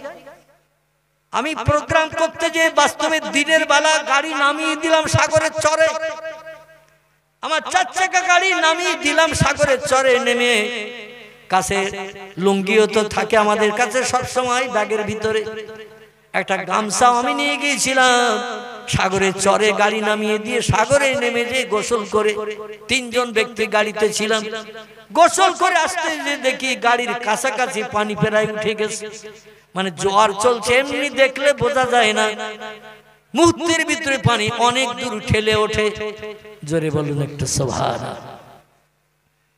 আমার ভাইরা, যেটি আমি আপনাদের কাছে বলতে চাইছিলাম, বিদেশ থেকে ত্রাণের খাবার আসে ইন্দোনেশিয়ায়। ওদের দেশের ব্যবসায়ীরা ব্যবসা করার জন্য সাগরের চরের কাছে বিল্ডিং বানিয়েছে, লজ বানিয়েছে, আর যুবক যুবতীরা যায় ওই সব সাগরের চরে লজ ভাড়া করে থাকে। যেমন ব্যভিচার তেমন মদ খাওয়া, চরিত্র নষ্ট করার কারখানা হলো দীঘার সমুদ্র সৈকত। এমন করে কপিল মুনির আশ্রম, আমার ভাইরা ফুলডুবি হয়ে কপিল মুনির আশ্রম, আমাদের কাকদ্বীপ হয়ে যেতে হয়। আমি অধম সাগরের চর পর্যন্ত গিয়েছি কপিল মুনির আশ্রম পেরিয়ে। যে এখানে শুধু চরিত্র নষ্টের কারখানা, লজগুলো বাড়িয়ে রেখেছে মানুষেরা, আর হাজার হাজার টাকা নিয়ে ওখানে যুবক যুবতীদের থাকার সুযোগ করা হয়। দুনিয়ার সব ধর্মাবলম্বীদের জন্য সম্ভব, তাদের মদ খাওয়া হারাম নয়, সুদের ব্যবসা করা হারাম নয়, চরিত্র নষ্ট করা তাদের কাছে মামুলি ব্যাপার, কিন্তু আমাদের কি ওটা করা সম্ভব? আল্লাহ বলে মুসলমান দেশ, শতকরা 90% মুসলমান যে দেশে বাস করে, আর সেই দেশে চরিত্র নষ্টের কারখানা বানিয়ে টাকা আয় করছো। 9টা ধানের চাল কটা দেখিয়ে দেব তোমাদের। আমার দুনিয়ায় বাস করবে, আমার নেয়ামত খাবে, আমার অনুদান, সংসার জীবনে বিবি বাচ্চা নিয়ে সুখ ভোগ করতে যে চরিত্র নষ্ট করে পশুর মতো আদর্শ তৈরি করবে। ইন্না বাতশা রাব্বিকা লাশাদীদ। আল্লাহ বলছেন, আমি যখন ধরি তখন জমের ধরা ধরি, আমি একটু ছাড় দেই, তবে একেবারে বান্দাদের ছেড়ে দেই না। ঠিক না ভুল? আল্লাহ আমি ছাড় দেই কিন্তু একেবারে ছেড়ে দিই না। যখন আমি ধরি, জমের ধারা ধরি, শস্য দানা পরিমাণ সাহায্য পাবে না। জোরে বলুন নাউজুবিল্লাহ। বিদেশি জলজাহাজ ত্রাণের খাবার আনছে ইন্দোনেশিয়ায়। হঠাৎ দূর থেকে লক্ষ্য করে দেখে একটা নারকেল গাছ পানিতে ভেসে যাচ্ছে। কি গাছ?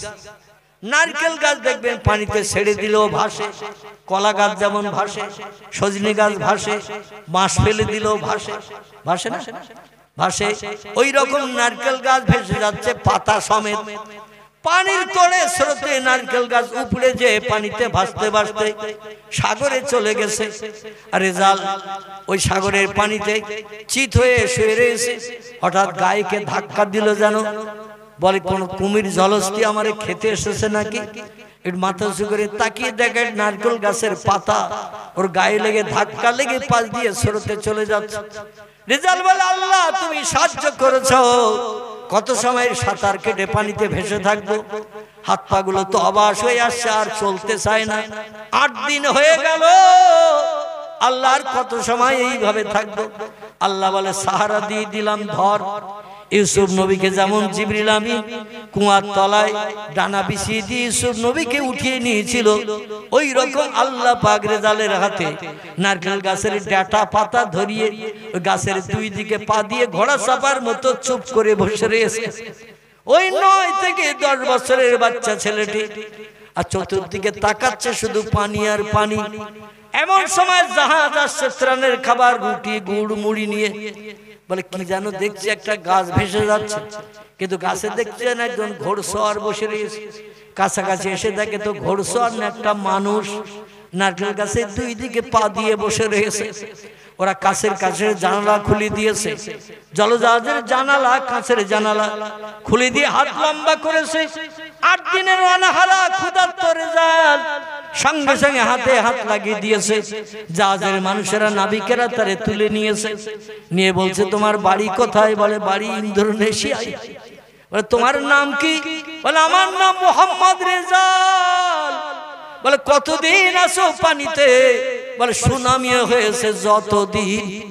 ওরা গণনা করে দেখলো 8 দিন সুনামি হয়ে গেছে, জলোচ্ছ্বাস। তারপরে আমি সাগরের পানিতে শুধু চিত হয়ে ভাসছিলাম, পানির স্রোত আমারে নিয়ে যাচ্ছিল। হঠাৎ এই গাছটা আমার গায়ে ধাক্কা মেরেছে স্রোতে যেতে। আমি তাই গাছটা গতকাল বিকাল বেলা পেয়েছি, সেখান থেকে এই গাছটা চেপে আসি আর শুধু সাগরের পানি দেখছি। ওরা বলে ইন্দোনেশিয়ার বাচ্চা রেজাল, চিড়ে আছে, গুড় আছে, মুড়ি আছে, ত্রাণের খাবার আছে, 8 দিন তুই রোজায় আছিস? বলে না। বলে একটু পানি পান করবো, তাও সাগরের নোনা পানি খেতে পারি না। বলে যত পারিস পানি খা, যত পারিস চিড়ে গুড় মুড়ি খা, তাছাড়া বাড়তি খাবার তো আমাদের কাছে নাই। চল ইন্দোনেশিয়ার ডাঙায় তোরে তুলে দিয়ে আসি। জোরে বলুন একটু সুবহানাল্লাহ। সাংবাদিকেরা ফটোগ্রাফ করে খবরের কাগজের প্রথম পৃষ্ঠায় হেডলাইনে লিখে দিল, রেজালের আল্লাহ রেজালকে বাঁচিয়েছে। জোরে বলুন একটু সুবহানাল্লাহ। তাহলে আল্লাহ পারে না? পারে না? এ বিজ্ঞান পারবে? দার্শনিক পারবে? ইঞ্জিনিয়ার পারবে? ডাক্তার পারবে? মাস্টার পারবে? আল্লাহ বলছেন মরারে আমি জিন্দা করি, জিন্দারও আমি মারি। আমি আর লম্বা করব না, দেখতে দেখতে সময় আমার শেষ হয়ে গেছে। আগামীতে আল্লাহ যদি হায়াতে বাঁচিয়ে রাখেন, 4 চক্ষের মিলন ঘটান, তাহলে আরো কিছু মাবুদের শক্তি ক্ষমতা, তার জ্ঞান গরিমা সম্পর্কে তথ্য ইনশাআল্লাহ পরিবেশন করতে যাব। আমার কথার দ্বারা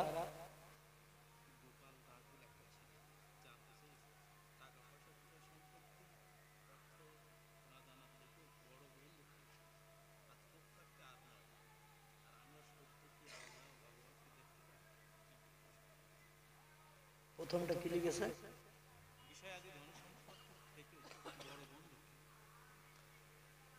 সময় সম্পত্তি বিষয় আদি অর্থ সম্পদের থেকে সব থেকে বড় বন্ধু আমার কাছে মুহাম্মাদুর রাসূলুল্লাহ। কারণ যেদিন কেউ কারো পাশে দাঁড়াবে না, ইয়াউমা ইয়াফিরুল মারউ মিন আখিহি ওয়া উম্মিহি ওয়া আবিহি ওয়া সাহিবাতিহি ওয়া বানিহি। বিপদের দিন যে পাশে দাঁড়ায় সেই হলো প্রকৃত বন্ধু। কিন্তু বিপদের দিন কেউ পাশে কারো দাঁড়াবে না। বাপ ছেলের হবে না, ছেলে বাপের হবে না, মা মেয়ের হবে না, মেয়ে মায়ের হবে না, ভাই বোনের হবে না, বোন ভাইয়ের হবে না। সেদিন একমাত্র বন্ধু হবেন মুহাম্মাদুর রাসূলুল্লাহ। তিনি বলছেন লা ইয়াদখুলুল জান্নাহ, আমি অত সময় পর্যন্ত বেহেশতে ঢুকবো না, পৃথিবীতে আমার সঙ্গে যারা বন্ধুত্ব করলো তাকে জান্নাতে না ঢুকি আমি জান্নাতে ঢুকবো না। জোরে বলুন একটু সুবহানাল্লাহ। 2 নম্বর কি? চোখ থাকতে আর নয়। তথ্যটা ভালো পরিষ্কার হলো না।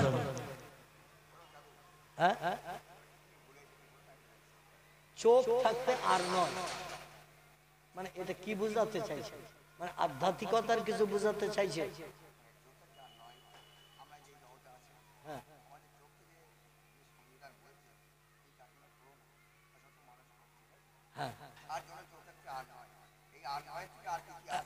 বেশ বুঝতে পেরেছি। যে প্রশ্নটা করা হয়েছে চোখ থাকতে আর নয়, এই প্রশ্নের ভাবার্থ হলো এটাই, আল্লাহ চোখ দিয়েছেন, দুনিয়ার সবকিছু দেখতে পাচ্ছি, তবু স্রষ্টার হুকুমের খেলাপ করে হাজার হাজার অপকর্ম আমরা করছি। এই জন্য এখানে লেখক এই কথাটা বলতে চাচ্ছেন যে আমরা যা করেছি ভবিষ্যতে চোখ থাকতে এইরকম খারাপ কাজ আর যেন জীবনে না করি। সকলে বলুন আমিন, জোরে বলুন আমিন। তথ্যটা অত্যন্ত মূল্যবান তথ্য। আল্লাহ অন্ধ আমাদের করেনি, আমাদের ল্যাংড়া করেনি, কিন্তু আমরা দেখতে পেয়েও খারাপ কাজ কেন করব? এই জন্য আল্লাহ আমাদের সকলকে হেফাজত করুন।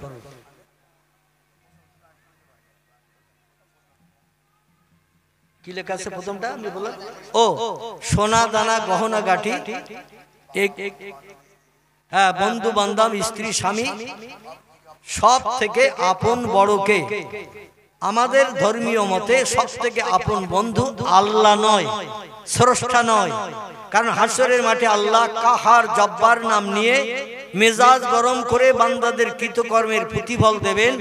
সেদিন কারোর জন্য বাড়তি শস্য দানা পরিমাণ বাড়তি ফ্যাসিলিটি হবে না, কারোর জন্য শস্য দানা পরিমাণ বিপদে ফেলা হবে না। যে যেমনটা আমল নিয়ে যাবে আমলের প্রতিদান তার হাতে হাতে দেখিয়ে দেওয়া হবে। একজন ব্যক্তি বন্ধু হবেন, তিনি হলেন মুহাম্মাদুর রাসূলুল্লাহ। এই বিপদের দিন তিনি আমাদের মুখে হাসি ফুটাবেন। জোরে বলুন একটু সুবহানাল্লাহ।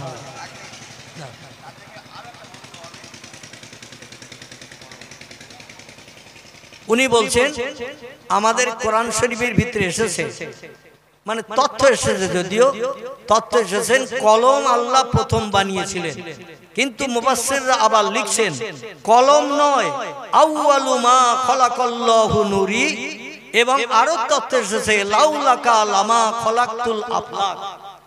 আল্লাহ পাকের পয়গম্বর বলছেন আল্লাহ যখন কিছুই বানাননি প্রথম বানিয়েছিলেন আমি মুহাম্মাদুর রাসূলুল্লাহকে। এই জন্য কলম আগে তৈরি হয়েছে, এই উত্তরটা সঠিক নয়, কারণ নবীজির জবানি হলো সত্য। এই জন্য নবী বলছেন আমি প্রথম হয়েছি, কলম আগে হয় নাই। এখানে নবী বলছেন আমাকে না বানানোর আগে আল্লাহ কিছুই বানাননি, সর্বপ্রথম আমাকে বানিয়েছেন। আমার নূর থেকে সব সৃষ্টি কিঞ্চিত কিঞ্চিত নূর দিয়ে আল্লাহ সব সৃষ্টিকে বানিয়ে পৃথিবী সুজলা সুফলা শস্য শ্যামলা করেছেন। জোরে বলুন আমিন। বলেন। হ্যাঁ হ্যাঁ জি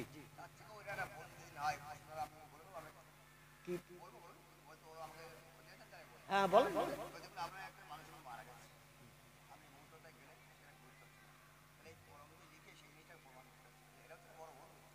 সবই ঠিক আছে, এখন কলম আমাদের বড় বন্ধু, সবই ঠিকই আছে।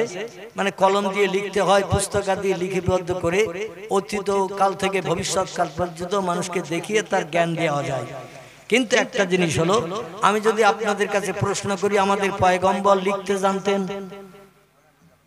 আমাদের পয়গম্বর যিনি পৃথিবীর সেরা জ্ঞানী, যিনি বলছেন ইন্নামা বুইস্তু মুআল্লিমান, আল্লাহ পাক আমাকে তাম বিশ্ববাসীর শিক্ষক করে পাঠিয়েছেন। তো শিক্ষক হতে গেলে তাকেও লিখতে হয়, পড়তে হয়। নবী বলছেন আমি জীবনে কোনো কিছু লিখতে জানতাম না, কোনো বই আমি পড়তে জানতাম না, আমি সরাসরি স্রষ্টার কাছ থেকে জ্ঞান পেয়েছি। এই জন্য আমার লেখারও প্রয়োজন হয়নি, পড়ারও দরকার হয়নি। হ্যাঁ না, আমরা ইসলাম শরীয়তে অন্ধবিশ্বাস করি না। হ্যাঁ, আমরা বিশ্বাস করি কোরআন হাদিসের মাপকাঠিতে যে তথ্যগুলো আসবে ওগুলো আমরা বিশ্বাস করব, এটাই হলো আমাদের ঈমান। জোরে বলুন আমিন। আরেকটা কি আছে?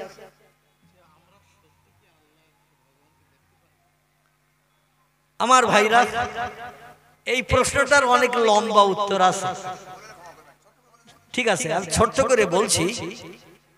আল্লাহ বলছেন লা তুদরিকুল আবসার, তোমরা আমাকে দেখতে পাবে না। কোরআনের ভাষা, লা তুদরিকুল আবসার, তোমরা আমারে দেখতে পাবে না, তবে পৃথিবীর নিদর্শনাদি দর্শন করো। কুল সিরু ফিল আরদ ফানজুর কাইফা কানা আকিবা। আল্লাহ বলছেন ঘরের বারান্দায় বসলে আমার সম্পর্কে তোমরা অভিজ্ঞতা অর্জন করতে পারবে না। ঘর ছাড়ো, বাইরে বেরিয়ে যাও, দুনিয়ার দৃশ্যের দিকে দৃষ্টি নিক্ষেপ করো, তাহলে আমি যে একজন মালিক আছি না দেখলেও তোমরা বিশ্বাস করতে অভ্যস্ত হবে। জোরে বলুন সুবহানাল্লাহ। আল্লাহ বলে আমারে দেখতে পাবে না তাই বলে আমি নাই, এরকম অবিশ্বাস যেন করিও না।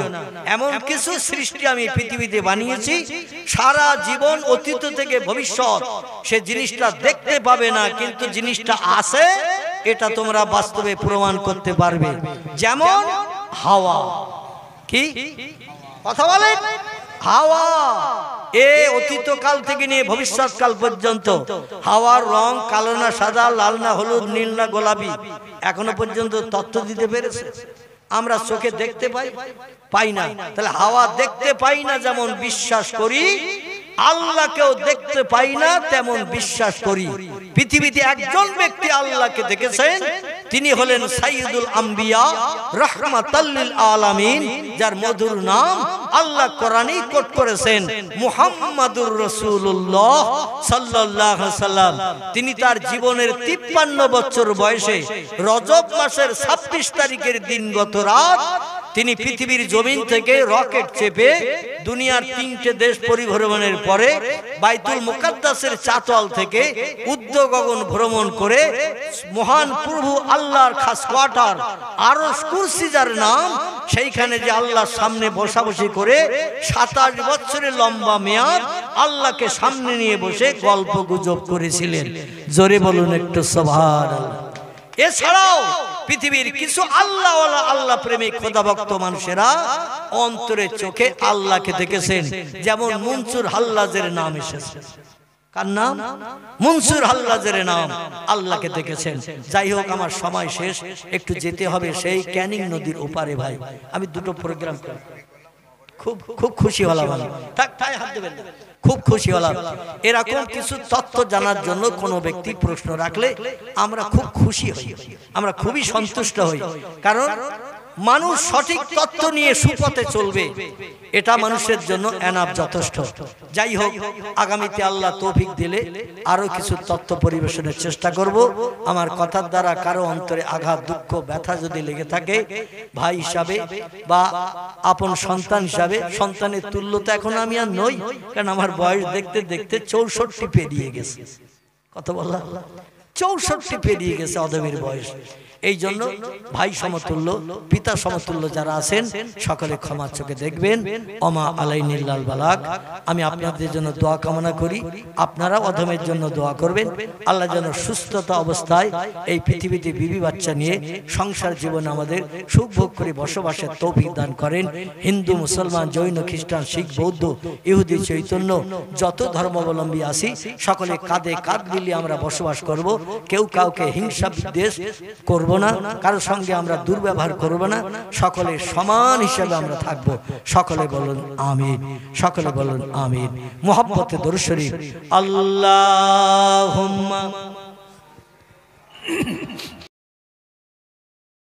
Indian Muslims, it is the key to the solution of all Indian ills. জোরে বলুন একটু মারহাবা।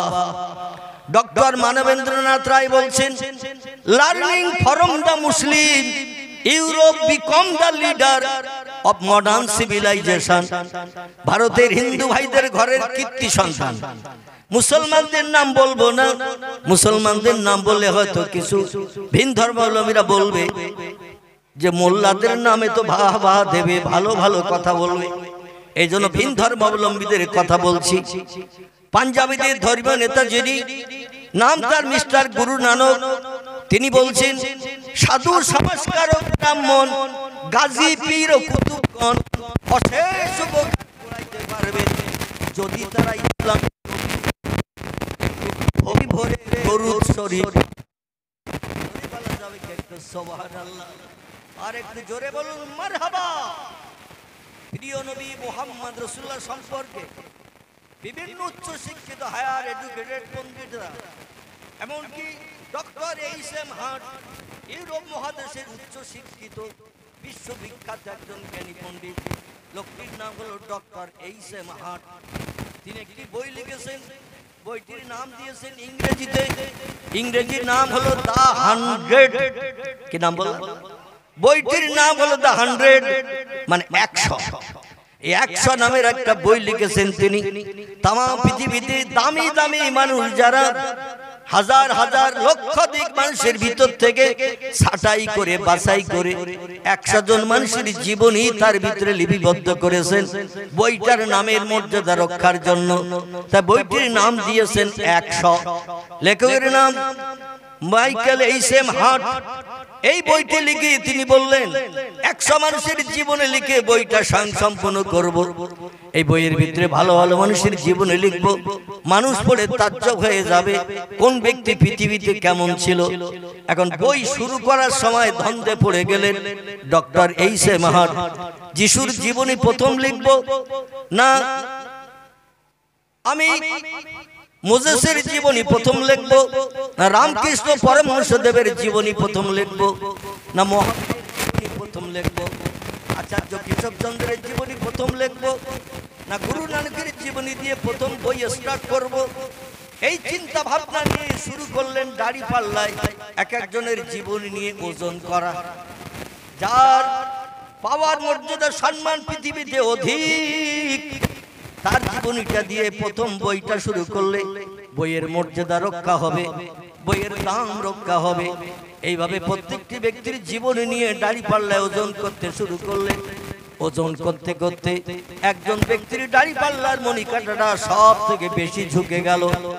তিনি অন্য কেউ নয়, রামকৃষ্ণ পরমহংসদেব নয়, বুদ্ধদেব নয়, চৈতন্যদেব নয়, গুরু নানক নয়, মহাবীর নয়, আচার্য কেশবচন্দ্র নয়, মোজেস নয়, নয়, সক্রেটিস নয়, বালক ব্রহ্মচারী নয়। তিনি হলেন মক্কার জ্যোতি, মদিনার বাতি, আব্দুল্লাহ তনয়, আমিনার নয়নের মনে। তার নামটাকে একটু জোরে বলে। আপনাদের নামের আওয়াজ আমার কানে খুব ভালো লাগেনি, আমি মনে করছিলাম আরো একটু উচ্চ আওয়াজ আমার কানে লাগবে। আচ্ছা, আজকে তাবারুক খারাপ আছে না ভালো আছে? হ্যাঁ ভালো। তার তাবারুক যখন ভালো আছে, আওয়াজ তো সেই হিসেবে একটু ভালো হওয়া উচিত।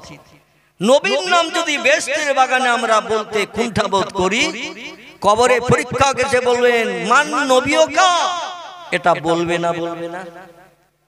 একটা মানুষ বলেন যে ওটা বলবে না। কবরে প্রশ্ন হবে কটা? 3টে মাত্র। কটা? কোন হাদিস শরীফে এসেছে 5টি, তো অধিকাংশ বর্ণনাকারীরা লিখেছেন 3টি প্রশ্ন হবে। প্রথম প্রশ্ন হবে তোমার রবকে, প্রভুকে। এই প্রশ্নটা হবে না? মান রব্বুকা, তোমার প্রভুকে। এই প্রশ্ন প্রথম হবে না? হবে না? আচ্ছা, মাঝখানেরটা ছেড়ে এবার 3 নম্বরে বলবে অমান দিনকা, মাঝখানেরটা বলবে না। এরা হবে তো নাকি? সেই খোদার কসম 3টে প্রশ্ন। নবী, আম্বিয়া, ওলি, আউলিয়া। এই পৃথিবীতে আর নবী আসবে না, তবে ওলি আউলিয়া কিয়ামত পর্যন্ত আসবে। আমলে সালেহাকারী শহীদান যারা শহীদ হবে, সকলের কবরে এই 3টে প্রশ্ন করা হবে। বান্দা যদি আল্লাহ প্রেমিক হয়, আল্লাহ তরফ থেকে প্রশ্নের উত্তর দেয়া হবে, তার উত্তর দিতে হবে না। তাই প্রশ্ন থেকে রেহাই কেউ হবে না। 2 নম্বরের প্রশ্ন হলো অমান নবীও কা, তোমার নেতা নবী কে ছিল, কার নেতৃত্ব দুনিয়ায় ভালোবেসে মেনে চলেছিলে। এই প্রশ্ন যদি তারা করে, উত্তর লাগবে না লাগবে না? একটু কথা বলেন। উত্তর লাগবে। তা উত্তর যখন লাগবে, তখন নবীর নাম ছাড়া অন্য কোনো নাম বলা যাবে তো? বলা যাবে না। তাহলে আজকের একটু নবীর নামটা বললে আল্লাহ কবরে হয়তো ওই নামটা আমার কণ্ঠ দিয়ে আবার চালু করে দিতে পারে। ঠিক না ভুল? তাহলে যে নবী তাম পৃথিবীর হাজার হাজার মানুষের ভিতর থেকে সেরা মানুষ হিসাবে বিবেচিত হওয়ার কারণে ডক্টর এইসএম হার্ট যার জীবনী দিয়ে প্রথম বই লেখা শুরু করলেন, তার নাম হলো আমাদের সাইয়্যিদুল আম্বিয়া, রাহমাতাল লিল আলামিন, খাতামান নবিয়্যিন, শাফিয়াল মুজনাবিন, রাহিতুল আশিকিন, মুরাদুল মুস্তাকিন, সিরাজুস সালিকিন, মিসবাহুল মুকাররাবিন, জাদ্দুল হাসান আল হুসাইন, আবিল কাসিম, যার মধুর নাম মুহাম্মাদুর রাসূলুল্লাহ। আমি আপনাদের কাছে কসম খেয়ে যাই, নবীর নাম যে লোকটি বিড়বিড় করে পড়বে, তার জন্য কিন্তু বিপদের আশঙ্কা আছে। এজন্য নবীর নাম একটু গলা ছেড়ে উচ্চ রবে পাঠ করব। এতে যদি আমাদের প্রাণও যায়, আমরা রাজি আছি না নাই? আলহামদুলিল্লাহ। আমাদের প্রাণও যদি দিতে হয়, তাতেও আমরা রাজি। কারণ বাঁচলে গাজী, মরলে আল্লাহু আকবার। শুধু বাঁচলে গাজী, মরলে শহীদ, এই কথাটাও আমরা এখনো শিখি নাই। আল্লাহু আকবার। মরলে শহীদ, আর দিনের জন্য, কোরআনের জন্য, ইসলামের জন্য লড়াই করে যদি বেঁচে যায় আমরা গাজীর উপাধি পাবো। জোরে বলুন একটু সুবহানাল্লাহ। শহীদের মর্যাদা কি? শহীদের মর্যাদা হলো কোন ব্যক্তি কোরআনের জন্য, মসজিদের জন্য, মাদ্রাসার জন্য, ইসলামের জন্য মাথার টুপি, মুখের দাড়ি, গায়ের লম্বা জামা দেহে রাখতে যে যদি হিংসুক মার্কা কোনো মানুষের হাতে তার প্রাণ চলে যায়, লোকটি আল্লাহর দরবারে শহীদি মর্যাদা পাবে। কি মর্যাদা? শহীদি মর্যাদা পাবে। আর এই শহীদি মর্যাদাকারীদের প্রথম ফ্যাসিলিটি শুনুন, দুনিয়ার যত মানুষ মারা যাচ্ছে, ওলি আউলিয়া, গৌস, কুতুব, নকিব, আবদাল, শহীদ ছাড়া আর যত দলের মানুষ আছে, আমলে সালেহাকারী, নামাজি, পরেজগার, মুসল্লি, ইমানদার, মোমেন, সবার মরণের পরে নতুন কাপড়ের কাপড় পরাতে হয়। ঠিক না ভুল? গোসল করিয়ে জীবনের শেষ কাপড়টা সেলাইবিহীন নতুন কাপড় পরাতে হয়। কিন্তু যারা আল্লাহর রাস্তায় প্রাণ দেবে, পয়গম্বর সরাসরি নিজেই জানিয়ে দিয়েছেন ওদের কোনো নতুন কাফনের কাপড় দেওয়ার দরকার নাই। যে কাপড় পরিহিত অবস্থায় মৃত্যুবরণ করেছে, দেহের রক্ত জামা কাপড়ে মেখে ভিজে আছে, ওই রক্ত মাখা জামা কাপড়ই তারে কবর দাও, নতুন কোনো কাফনের কাপড় দিতে হবে না, এমনকি গোসল পর্যন্ত করানোর দরকার হবে না। জোরে বলুন সুবহানাল্লাহ। আরে কি মর্যাদা আল্লাহ দিয়েছেন শহীদকে। দুনিয়ার পানি দিয়ে গোসল করাতে হবে না। আল্লাহ প্রয়োজনে হযরতে হানজালার মতো তার লাশকে জান্নাতি ফেরেশতা দিয়ে, কাউসারের পানি দিয়ে আল্লাহ গোসল করিয়ে দেবে। আমার ভাইরা, এই ব্যক্তিদের কবরে দেওয়ার শুধু সময়টুকু বাকি। কবরে লাশ দাফন করে দিলে আল্লাহর তরফ থেকে পরীক্ষকেরা যখন কবরে আসবে প্রশ্ন করবে, মান রব্বুকা ওমান নবিয়ুকা ওমান দীনুকা। আল্লাহ বলবেন, ফেরেশতারা আমার বান্দা শান্তির ঘুমাচ্ছে, শান্তির বিছানায় আমার বান্দা ঘুমাচ্ছে, ঘুম ভাঙিও না, কোন প্রশ্ন বান্দার কাছে করিও না, উত্তর আমি আল্লাহ দিয়ে দিচ্ছি। হযরত রাবিয়া বসরি নাম শুনেছেন? যদিও তথ্যটা না দিলে হচ্ছে না, তাই দিচ্ছি। আমার বক্তব্য অন্যদিকে।